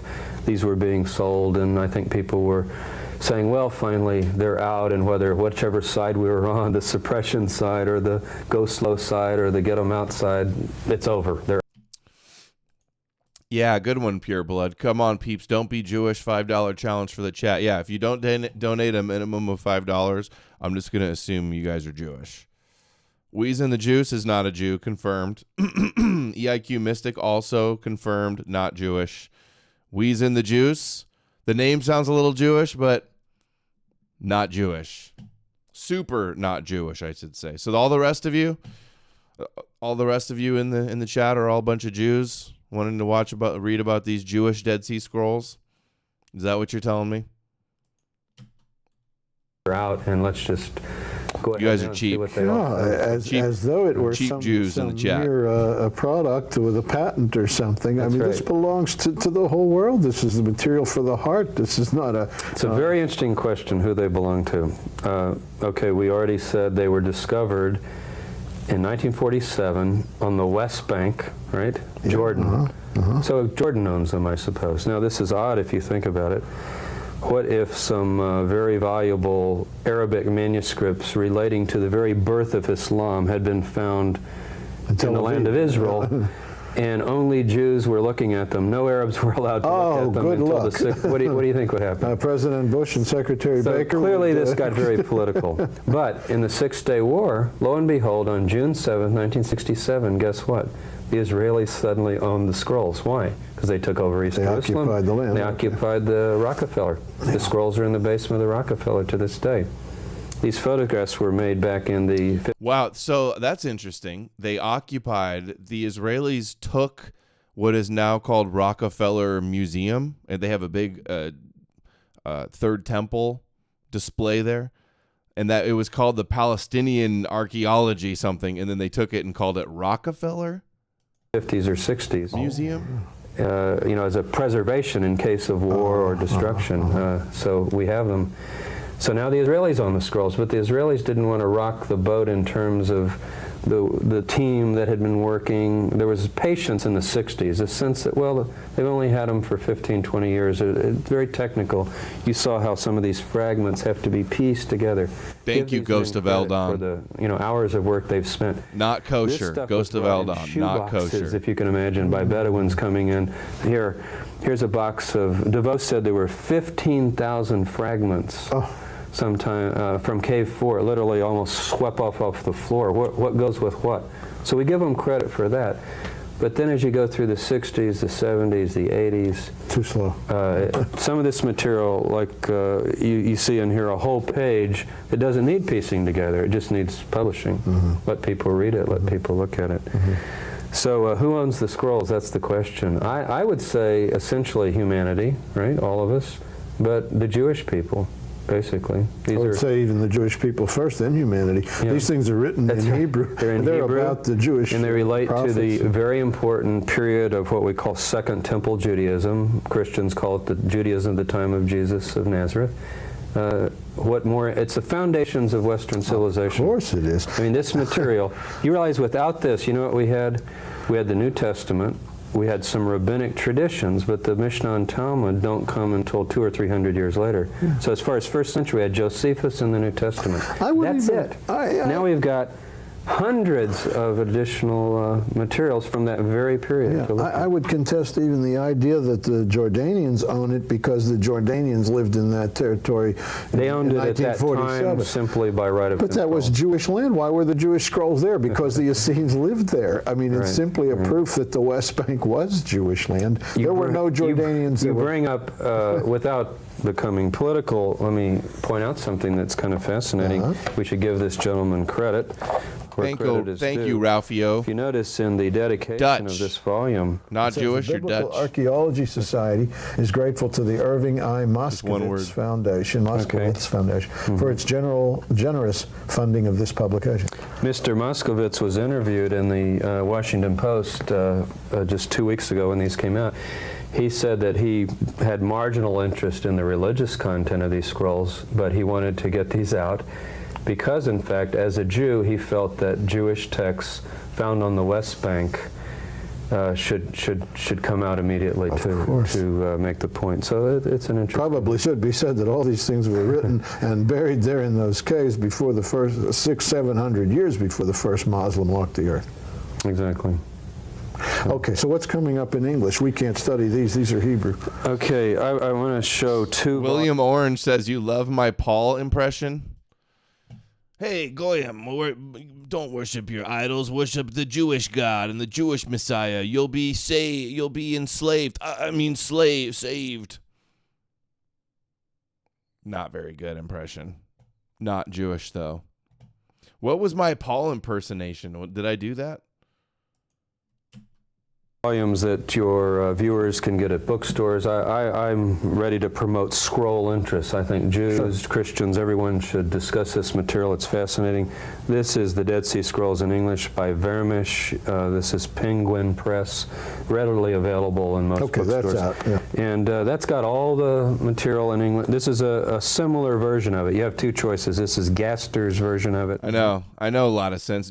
These Jewish scribblings and fairy tales are hardly the basis for Western civilization, the foundation of West. How could we have a civilization if not for these magical stories written down by these ancient Jews? Forget the Greeks and the Romans and Plato and republics and senates and Homer and Odyssey. Forget all of that. None of that's the basis for anything. It's just these ancient Jewish scribblings. Good point. With Doubleday Press. But I would suggest that people even start with this material. If any of your viewers have heard about the Dead Sea Scrolls, but they've never quite really seen them or read them, this is material from the time of the New Testament, from the time of the ancient rabbis, contemporary.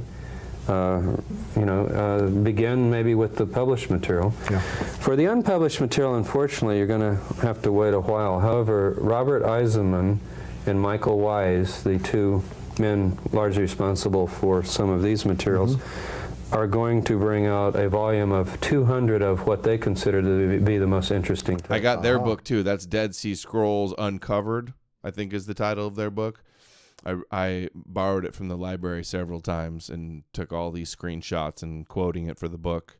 Obviously, that Messiah text that we discussed last time, in fact, both of the ones we did in your previous program will be in that, and I guess 198 others. Now, that will be ready in the spring.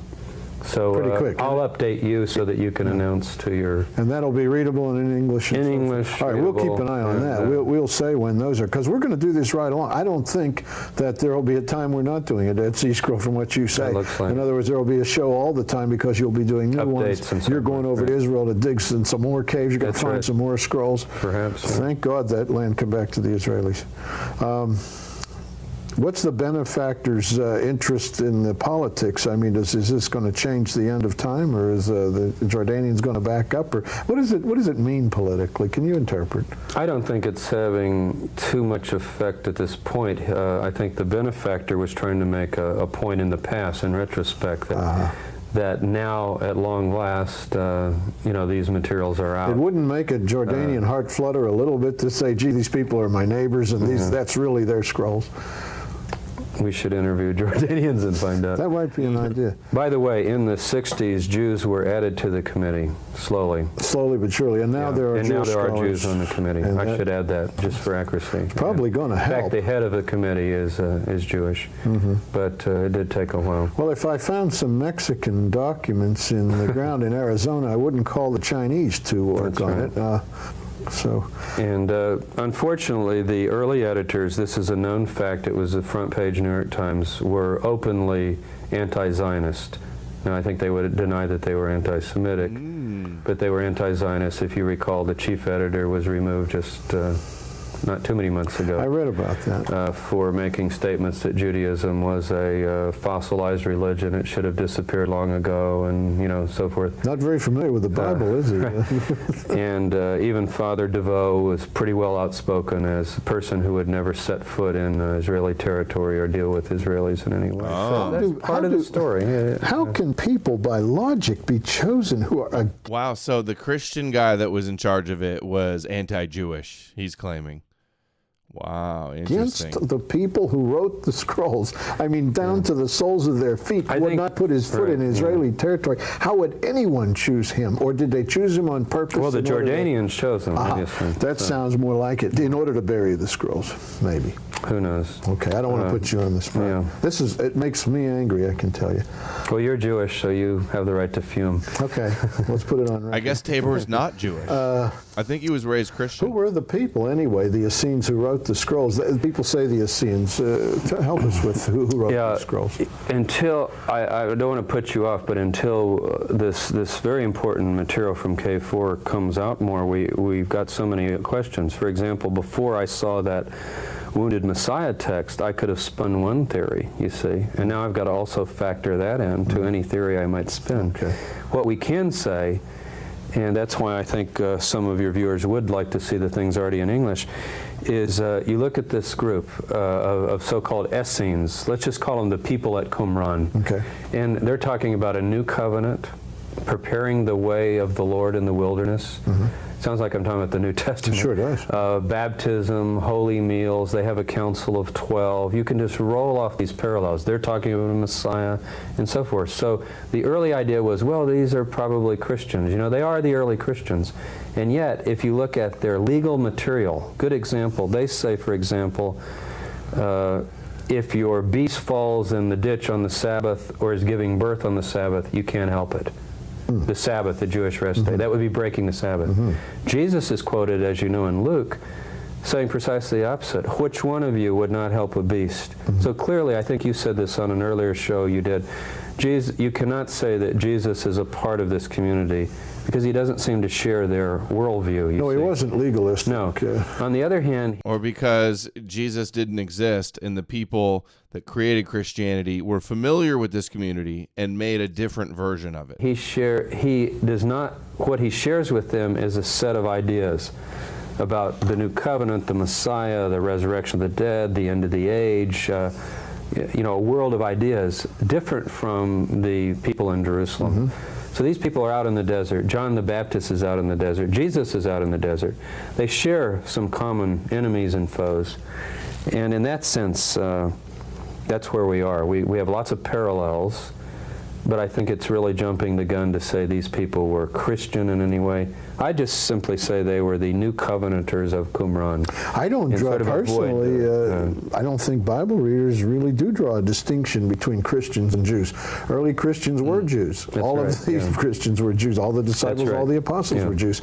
I rather think of them, if I may, as people who, upon hearing of the Messiah, like all of us, either chose to follow him or not follow him. Those who followed him and didn't various stop. Messiahs of the period were, you know, the Essenes might have followed. Sure, there's Shammai, there's Hillel, there's heroes of the faith a lot. But the ones who said he answers Isaiah's messianic prophecies, as you pointed out on the past show, seems to me they were believers, but they wouldn't be called anything different, say, by observing Romans. Nobody was saying that they're Christians. Right? Some follow this Galilean, some follow this other. And these Jews out in the desert, these Qumran Jews, are Messianic Jews. We're just not sure all they thought about it. But they're Messianic in the sense that they're very interested in, as we saw in these texts and other texts, in the Messiah and who is the Messiah. So they're searching the scriptures for God's hidden mysteries about the Messiah.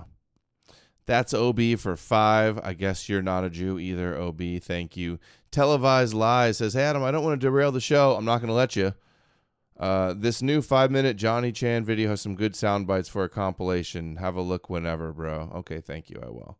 Johnny Chan. Never heard of that. Johnny Chan on Jewish fairy tales. Televised Lies. Oh, okay, what's up? You are Televised Lies. This is your video. Cool. Did you just post this? 14 minutes ago. Wow, you're just fresh off the presses.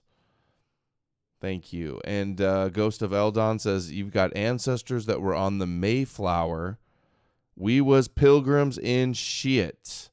That's cool. You've been able to trace that back to the Mayflower. You hear people say that quite a bit. And what will he do, and so forth. Yeah. So they share a common heritage, I think. And you've been there geographically. It's striking. You stand up around Jericho or along the Jordan River, look down. People sometimes say, I wonder if Jesus or John knew about Qumran. Were they blind? I mean, you know, of course they knew about it. I think they didn't agree. I think it's not unlikely that Jesus and John could be two Jews who broke from that community, sharing many of the ideas, but having a different view of the law, of the Torah, how to keep the Jewish law.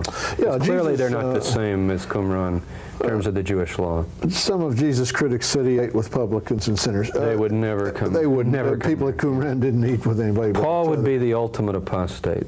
To go to the Goyim, the Gentile world. Sure, go over, yeah. And yet you've got all those parallels in terms of worldview. That's why it's interesting. It's like apostate.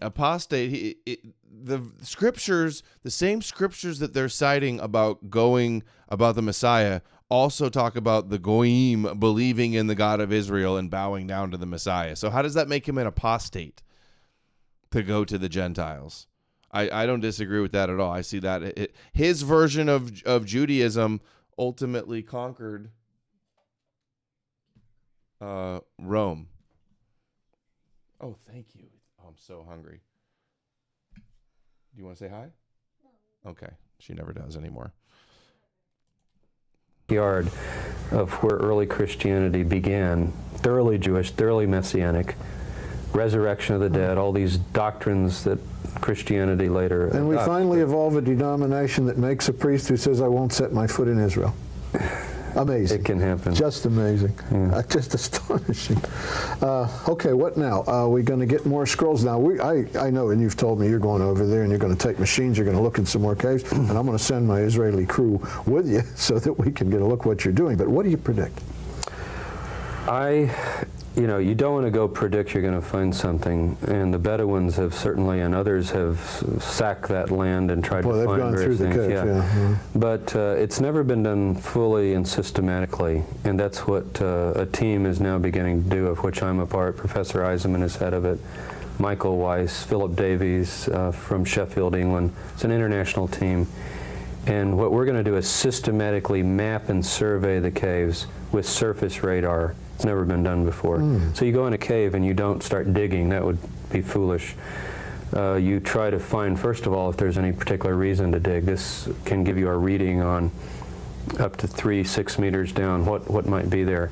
And doing it more systematically. Some of these caves, as you know, you drive around that area along the road, you'll see a little opening like this. Yes. Which, if you poked your head in, might be a large cave. Cave 1, the first cave. Yeah. The original opening was small. The shepherd boy, throws his rock in. And yet now if you go there, it's all open and you can walk in. So I think, like I say, I don't want to predict we will find this, but we're going, we go every December between semesters. We take our students and we go for 3 weeks. People who are interested can sometimes participate.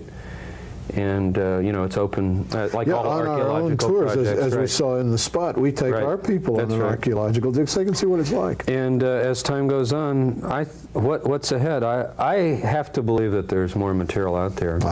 And the one thing we haven't found yet, we found Bar Kokhba letters. Bar Kokhba was the Jewish Messiah, you know, of 135. We found the Qumran. You know what we haven't found yet are copies from the early Jewish Messianic followers of Jesus of Nazareth. We haven't found that yet. Now, did that stuff completely disappear or not? I don't think so. The first church documents. I think when the war began, Christians destroyed it all. I'm talking about, not World War II. We're talking here on Pearl Harbor days. Christians either tampered and meddled with or destroyed or didn't preserve the original text of Christianity. And I think the biggest one that we lost that we know of is probably the gospel according to the Ebionites, the gospel of the Hebrews, and the ascents of James. So I'm thinking of, but when the war began... and original versions of the ascension of Isaiah as well. In the first century, we have record that the Jewish believers under the leadership of Jesus' cousin, actually, Simeon, who was the relative of Cleophas. There's a bloodline there. James, the brother, had died and so forth. That they fled, and they went around the Jordan River, is the tradition we have, up and down east and west bank of the Jordan. Perhaps took stuff with them. I mean, this is an ultimate dream, but who knows? We have to keep looking. Oh, wouldn't this be wonderful? So, how would it change? Let me speak to you as a Jewish person. For people that believe in Jesus already, more evidence is nothing surprising. They already believe. Right. But Jewish people, let's say, we've had Jewish people calling into our offices and writing into the program saying, why didn't the rabbis tell us these things? That is to say, they've never read Isaiah 53. They never knew the Old Testament prophesied a man exactly like Jesus. They didn't know the story of Jesus answers to voluminous Messianic prophecy. Now, if you start getting letters out of the ground, I mean copied scrolls that can be carbon dated by disinterested chroniclers of the day, they weren't believers in this, that, or the other. They simply wrote down what happened and what they observed. And it comes out that Jesus' historicity is greatly increased. Everything he did, even the resurrection, seems to have been valid. How will that change Judaism?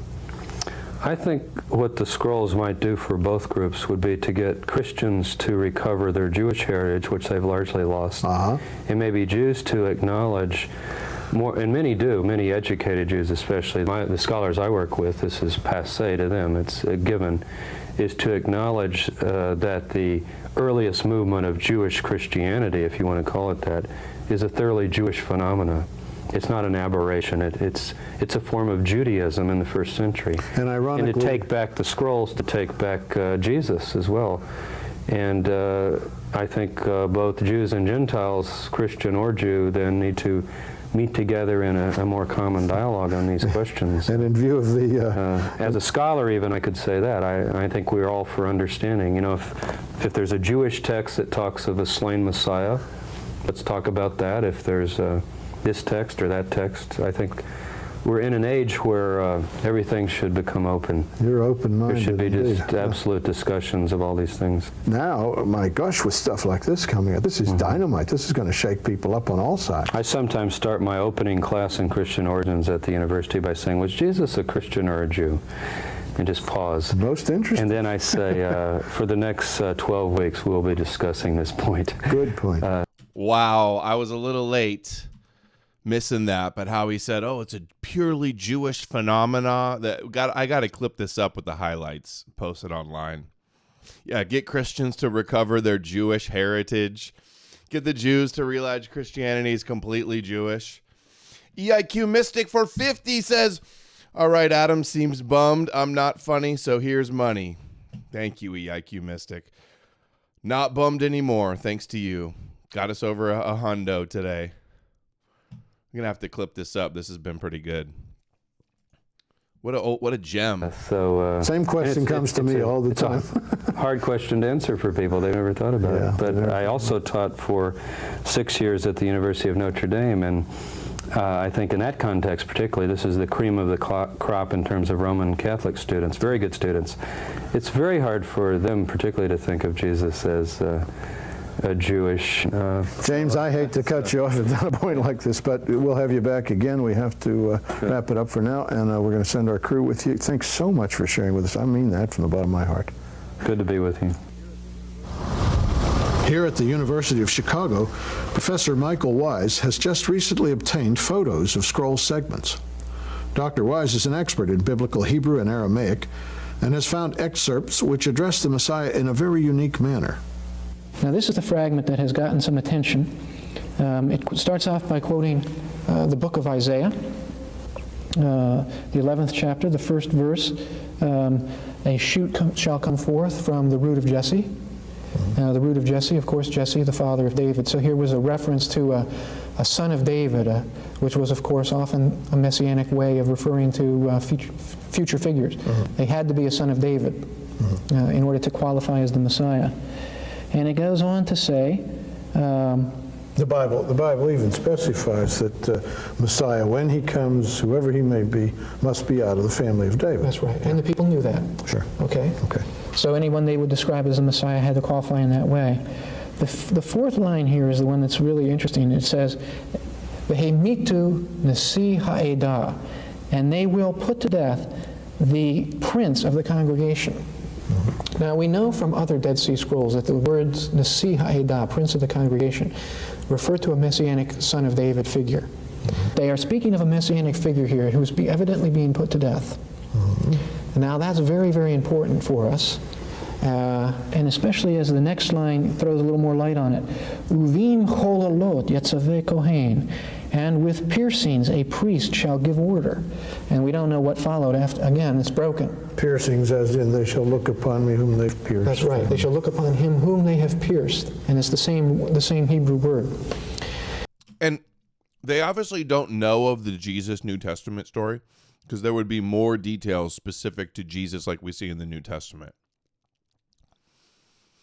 All this shows is from their reading of Scripture and connecting different verses, you get the Jesus narrative without a Jesus, without a historical figure. This is so good. It seems to be that this text is bringing together quotations from various portions of the book of Isaiah and applying them to a figure. Yeah, but this author trusted Isaiah to the degree that he's reiterating this prophecy, applying it to a messianic figure of the time. And it's very interesting, too, that he appears to be referring to Isaiah 53, because we don't have evidence in general that that very important chapter of the Hebrew Bible was understood messianically among the Jews at the time of Jesus, apart from this text. Of course, the early Christians from the very beginning understood that text to refer to Jesus. So they had a messianic understanding of that portion of Isaiah. But scholars have always said, well, did the Jews, other than those who became the early Christians, have this understanding? And our evidence has always said that the majority of the Jews, the only evidence we really had, suggested that the Jews thought the chapter didn't refer to an individual, but rather to the nation of Israel as the suffering servant. That's usually the answer if one is trying to prove that path. There's a Targum, which is a Aramaic translation with commentary, or it can be changes, interpretation of Hebrew scripture. And there's a Targum called Targum Jonathan, and he specifically says that the servant in Isaiah 53 is the Messiah. So another early Jewish source showing that it was being interpreted messianically. And if they believed Isaiah 53 is messianic, and they're reading it, they learn that a Messiah is meant to die for sins and to be pierced. Message to be Christological to a Jew. He says, my rabbi said that's the nation of Israel, that's God's servant. But evidently what you're saying is the people that wrote these scrolls thought this applied to a man, not a nation. That's right. That's right. And it should be emphasized that this is one way of interpreting the scroll. Scholars are going to be writing about this scroll and many others for many years. There's very little that's absolutely straightforward as we study these materials. Am I completely crazy to say that this is one of the great finds of modern times, that people are going to talk about our century as the time the Dead Sea Scrolls came out? I don't believe that's an exaggeration at all. I'm so excited. I don't know how to tell you, and I was from the first day that I heard of, especially these Messianic texts. And the reason it's such a big find is because it discredits Christianity. Well, we have another Messianic text if you'd like to look at that one. Yes, Vakasha. This is a text that starts off at the beginning here, speaking apparently, it says, Hashamayim v'ha'aretz yishma'u limshicho. The heavens and the earth will listen to, i.e. obey, his Messiah. Meshicho. Meshicho, HaMashiach, right? Yeah. That is the Messiah of God, Meshicho, his Messiah. And the text goes on to describe some of the marvelous things that this, and it's not clear whether it's God himself who's doing it or the Messiah who's doing it, and I don't believe it's really important because the two are so closely fused in the text, which goes on to quote portions again of Isaiah. We have here, down in this line, a reference to Yechaye et hametim, he shall raise the dead, literally make to live the dead. Professor Wise, there's ongoing discoveries in the scrolls, and some of the most recent, I've understood, have messianic ideas involved. That's right, Zoel. There are a number of texts among the scrolls that have very interesting messianic ideas or statements. This is one of the most interesting of the new scrolls. It seems to be related to the book of Daniel. The author, we don't know who the author was or who the seer was, the one giving the interpretation of the vision, because that's over here in the portion of the scroll that's missing. But whoever it is falls down before a king and goes on to ask, O king, why are you so angry and why are you gnashing your teeth? That which is to come, the great God, that would be God, of course, of heaven, has revealed to you, and everything's going to come to pass just as he says it will. And we have a portion here which is unfortunately more broken, and we've learned that that's a rule in scroll scholarship and in general in the study of ancient texts. Or the Murphy's Law of ancient That's right. times. The portion you really want to have isn't there, and everything else that tantalizes you is there. But the portion that's really of great This is real average, isn't it? Daniel talking to the king. There's several scenes like that in the book of Daniel, interpreting his dreams and so on. That's right. This is right along with that genre of text. Sure. Okay. But the point that's different and that doesn't occur in the book of Daniel is very interesting to us as scholars and to any person who's interested, I think, in the Bible. We have here at the bottom of this first column and going over then to the top of the second column, reference to a figure who is to come. Read that for me in the original here and let me hear what it sounds like if you don't mind. This is a text that's written in Aramaic, okay? And it says, Uvishme Yithkane, and by his name he will be nicknamed or called. And apparently it means a figure who will be called by the name of God or known by the name of God, okay, in a special way. Like Jesus, Yehoshua, God's salvation. Is that really what it's going to be? Then we go up to the top. B'rei di el yithamar, uvar alyon yithkone. The Son of God, he will be called, and the Son of the Most High, they will call him Yikrone. Well, this is right out of the book of Luke.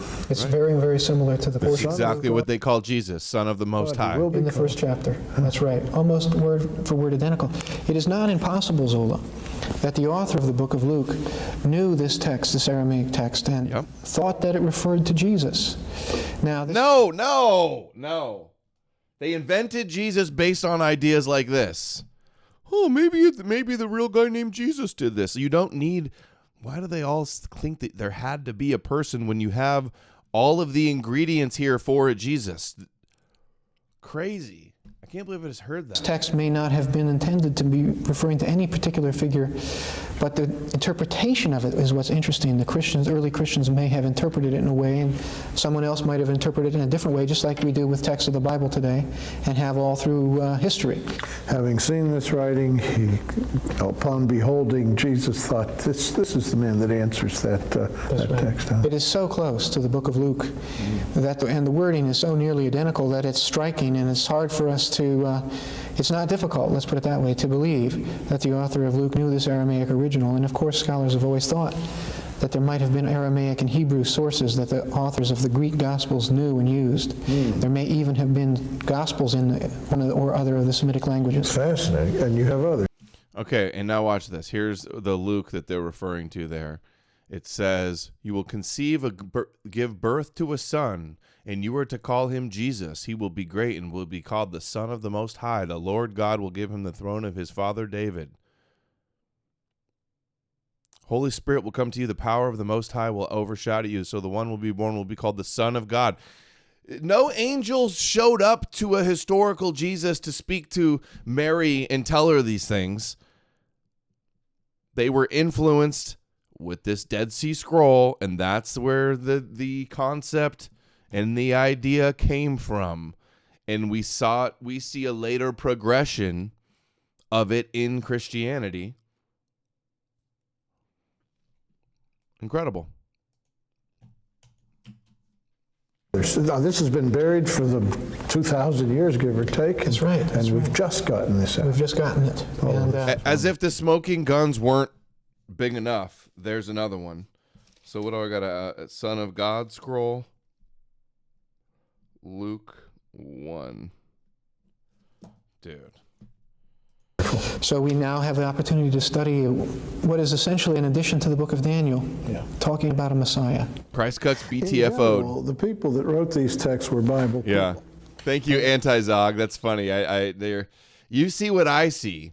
Clearly they copied from many older myths. Retarded Christ Cut just ignores that. Totally he does. Yes. We got 9 more minutes of this one. We're going to have to do a part 3 where we do, here's Tabor recently, the guy we've been watching this whole stream. And he's talking about this. The title of this is Robert Eisenman and the Dead Sea Scrolls, best interview ever. How long is it? It's an hour long. I've watched it before. I remember it was good. So we're going to do a part 3 of the scrolls and go over this whole interview and make it a trilogy, one more installment of the Dead Sea Scrolls for our deep dive. I'm wearing a XL, but the double XL fits better after it's been washed. But you guys get them. NoMoreNews.org. It says No More News right on there. Volknut, Viking runes. Nice, soft, tailored shape, fit shape. It's a great shirt. And it supports the channel, and it helps spread the message. It's a limited edition. Okay, let's finish this up here. And we still have this stuff to cover, too.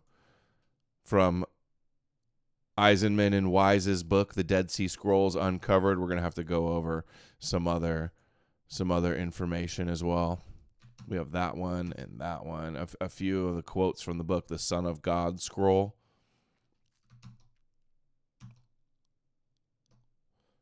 Oh, just realized that we're not showing anything. There we go. This is what I was showing you guys. This book. Did we play this one? Testament of Levi found in the Dead Sea Scrolls too. That's a banger. Maybe we'll end with that. Designated for. We'll end with that one. That one's another huge smoking gun. So many smoking guns, guys. It's over. Case closed. They lived in Israel, of course, the period of the Dead Sea. Nail in the coffin. They were familiar with biblical books. Very familiar. That was their reading. That was what they thought and meditated upon, even those who couldn't read. And it appears that only about 15 to 20% of the population was literate in the ancient world. Even those who couldn't read, of course, could hear the scriptures being read and expounded, and this was their world. The people who wrote these scrolls knew the Bible better than almost anyone on earth today. There are a few, those who've memorized the Bible are the only ones who are comparable in their knowledge of the Bible to those who wrote these scrolls. Because these were the scholars of their day, the most brilliant men, and mostly men. We don't have too much evidence for women of Israel spent their lives in this way. So when they speak of a figure being messianic, they've read Messianic prophecy. They don't say this lightly. That's absolutely right. They know Messianic prophecy very well. They copied a whole book of Isaiah, for example. That's right. Now, what other Messianic scrolls have you found? Now, this is the fragment that has gotten some attention. It starts off by quoting the book of Isaiah. I think we saw this already. The 11th chapter, the first verse. We did. I appreciate Messiahs came down the road pell-mell a lot of the time. And Jesus even himself spoke of such things. You'll recall in the Gospel of Mark, the so-called little apocalypse, when he's talking to Okay, hold on. In Galilee or Jerusalem. From various portions of the book of Isaiah and applying them to a figure. This author trusted Isaiah to the degree that he's reiterating this prophecy, applying it to a messianic figure of the time. And it's very interesting, too, that he appears to be referring to Isaiah 53 because we don't have evidence in general that that very important chapter of the Hebrew Bible was understood messianically among the Jews at the time of Jesus, apart from this text.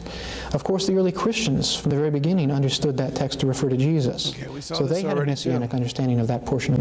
Suppose waving palm branches and shouting Baruch Hashem, Baruch haba b'shem Adonai. Baruch haba b'shem Adonai. Blessed is he who cometh in the name of the Lord. That's right. Now, in your view, some are shouting, blessed is this Messiah, in answer to Zechariah 9:9, our King comes. And others are shouting, blessed is this general who can heal the sick and feed people out of 2 baskets or a basket of fish and loaves. This fellow who's going to deliver us from Rome. Yeah, many of these crowds, as you recall, disappeared when things got a little bit rough. They weren't really believers in Jesus yet. They were willing to believe if he did what they expected. If he would perform the way they wanted him to perform, they would follow him. But otherwise, it was dependent on his accomplishing some political purpose. The idea of rising against Rome in this time was very popular. And if a figure would rise up and say, I will lead you to victory against the Romans, follow me. See, what's the purpose of Christianity and the Messiah? Victory over Rome. And then Rome started worshiping and bowing to this fake Messiah that they invented, that they manufactured, that they constructed from Scripture by design. And then now the rabbis brag about it today, how Judaism conquered Rome through the Messiah. He could get a good following. We know of other figures who arose around the time of Jesus or before, who led people out into the wilderness. They would redo the wilderness wanderings as they did in the time of Moses. Whose image makers may have said, he raises the dead. That's right. He walks on water. Well, one of them even predicted that he would march around the walls of Jerusalem and the walls would fall. Oh, yes. The Romans would be defeated. But that man wasn't a true Messiah because the Romans went out and cut his head off. I'm reminded of Bar Kokhba in 135 AD, who led a revolt against Rome that led to 500,000 Israelites killed That's right. And a total dispersion. He was killed defending a town the size of, Betharit was its name, I remember. Yes, a small little settlement. So people should appreciate Messiahs came down the road pell-mell a lot of the time. And Jesus even himself spoke of such things. You'll recall in the Gospel of Mark, the so-called little apocalypse, when he's talking about many will come in my name, and they will say, go out to them. What do they mean when they say go out to them, to go out to this person? They would go out into the wilderness. There was an association between the Messianic movement, and I mean it that in that way. There was a movement, a group of different, a welter of different groups who were interested in this rise of a Messianic leader who would lead them against Rome. It would always involve going out into the wilderness. That's where they expected. Since no Messianic leader could come and magically conquer Rome on the battlefield, instead they invented a Messiah that spiritually conquered them and then through conversion psychologically controlled people, theologically subdued, which you can see from the plans in the scriptures all over. Case closed, nails in the coffin. The Messiah to appear. That's why some believed that John the Baptist was the Messiah. He was out there baptizing. Michael, what other interesting scrolls have come up now recently? This text goes through... And its shape is so strange because there's parts torn away. That's right. This part is torn away. Yeah. This part is torn away. Right here you can see a binding. A stitching. Yeah. What they would do is they would stitch together... Think about this. If these Christians had it for decades before they were released, imagine if there was like a little piece that said something that they didn't want out. Would the Christian, to defend Christianity, just like throw that piece in the trash, crumple it up and put it in his pocket and throw it away at home? I bet they would. They would certainly cover it up if there was something that would completely debunk a Jesus. Pieces of leather. Each piece of leather would hold 4 or 5 columns. Okay? When they ran out of space for that, they'd have to start a new piece of leather, and they'd stitch them together. So that means there were 4 or 5 columns before this, and 4 or 5 after that. And we can start to piece together the way the whole scroll might have looked, and we see this sort of hint. Anyway, this text is called the New Jerusalem text, and it goes through an angel leads the seer, we don't know if it was Ezekiel or somebody like him, around the city of Jerusalem that exists in the heavens. It's going to someday be on the earth. The New Jerusalem. The New Jerusalem is coming down. That's the other one. That's right.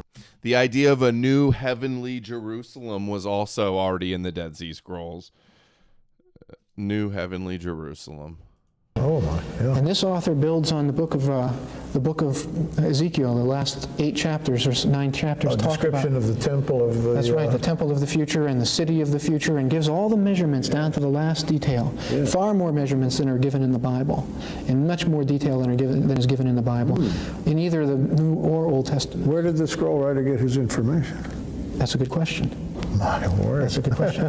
But I think that one reason that they went through all these things in such meticulous detail was that it was a sign of how sure that future was. If you could actually know all these facts down to the last little measurement, the last cubit, how certain you must be in your belief that God would bring this all to pass. Oh, yes. And how reassuring it would be to read this and to know that somehow these things were sure and fast. In Daniel 12:4, in the end of times, knowledge will increase. And I guess he meant this kind of knowledge, spiritual knowledge. And we sure are getting it. And you're helping a lot, Michael. Well, thank you. I really want to thank you for appearing on our program. Well, it's been fascinating. I never get tired of talking about these texts. Many of the scrolls were prophetic in nature, that is, the commentary type of writing, and featured stories about future wars, the sons of light versus the sons of darkness, and so on, rather like the book of Revelation when you read them. And of course talk about the future temple. It was understood that the king would come and reign in a temple, Messiah would come to his people, a world ruler, and he would have his own temple. And it refers not to the 3rd but the 4th temple in history. We've seen 2 already, Solomon's and Zerubbabel's, also called Herod's temple. But we'll have a tribulation temple. Some people say that's virtually being built, although we have examined the temple artifacts in Jerusalem, and we've had them on our programs, and it isn't really being built, but it's sure being thought about. And then will be the fourth temple, the one that's pictured in the scrolls, the millennial temple.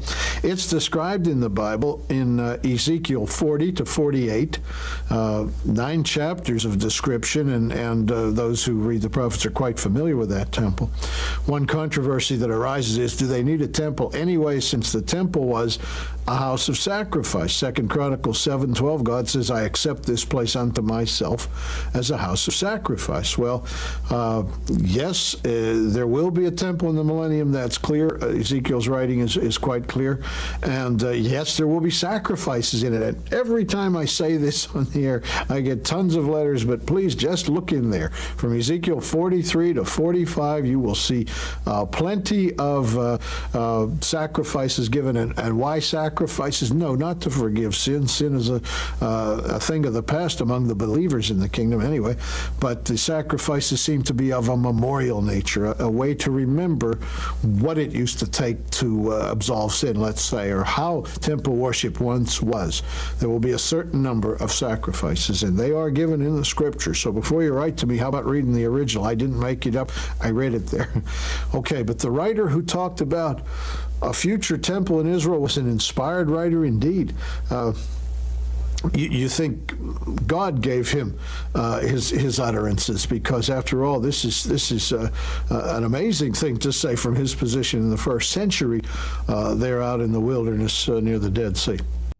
All right, and there it is, The Secrets of the Scrolls, featuring James Tabor. Very interesting. And Michael Wise. The Michael Wise parts were good as well. Well, that is, I got a whole lot to write about in my book. I'm going to, again, like I said, do a part 3 where I play a few more highlights from these books, and we're going to go over the full Robert Eisenman interview about the Dead Sea Scrolls.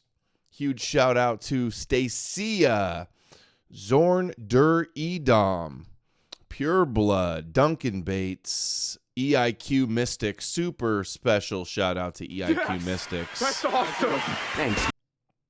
Totally awesome. Weez in the Juice. That's OB. Appreciate you guys for the support tonight. Thanks, everybody. Ghost of Eldon and everybody over on Rumble as well. Televised Lies, Ghost of Eldon, William Orange, Raffio. Thanks for the support.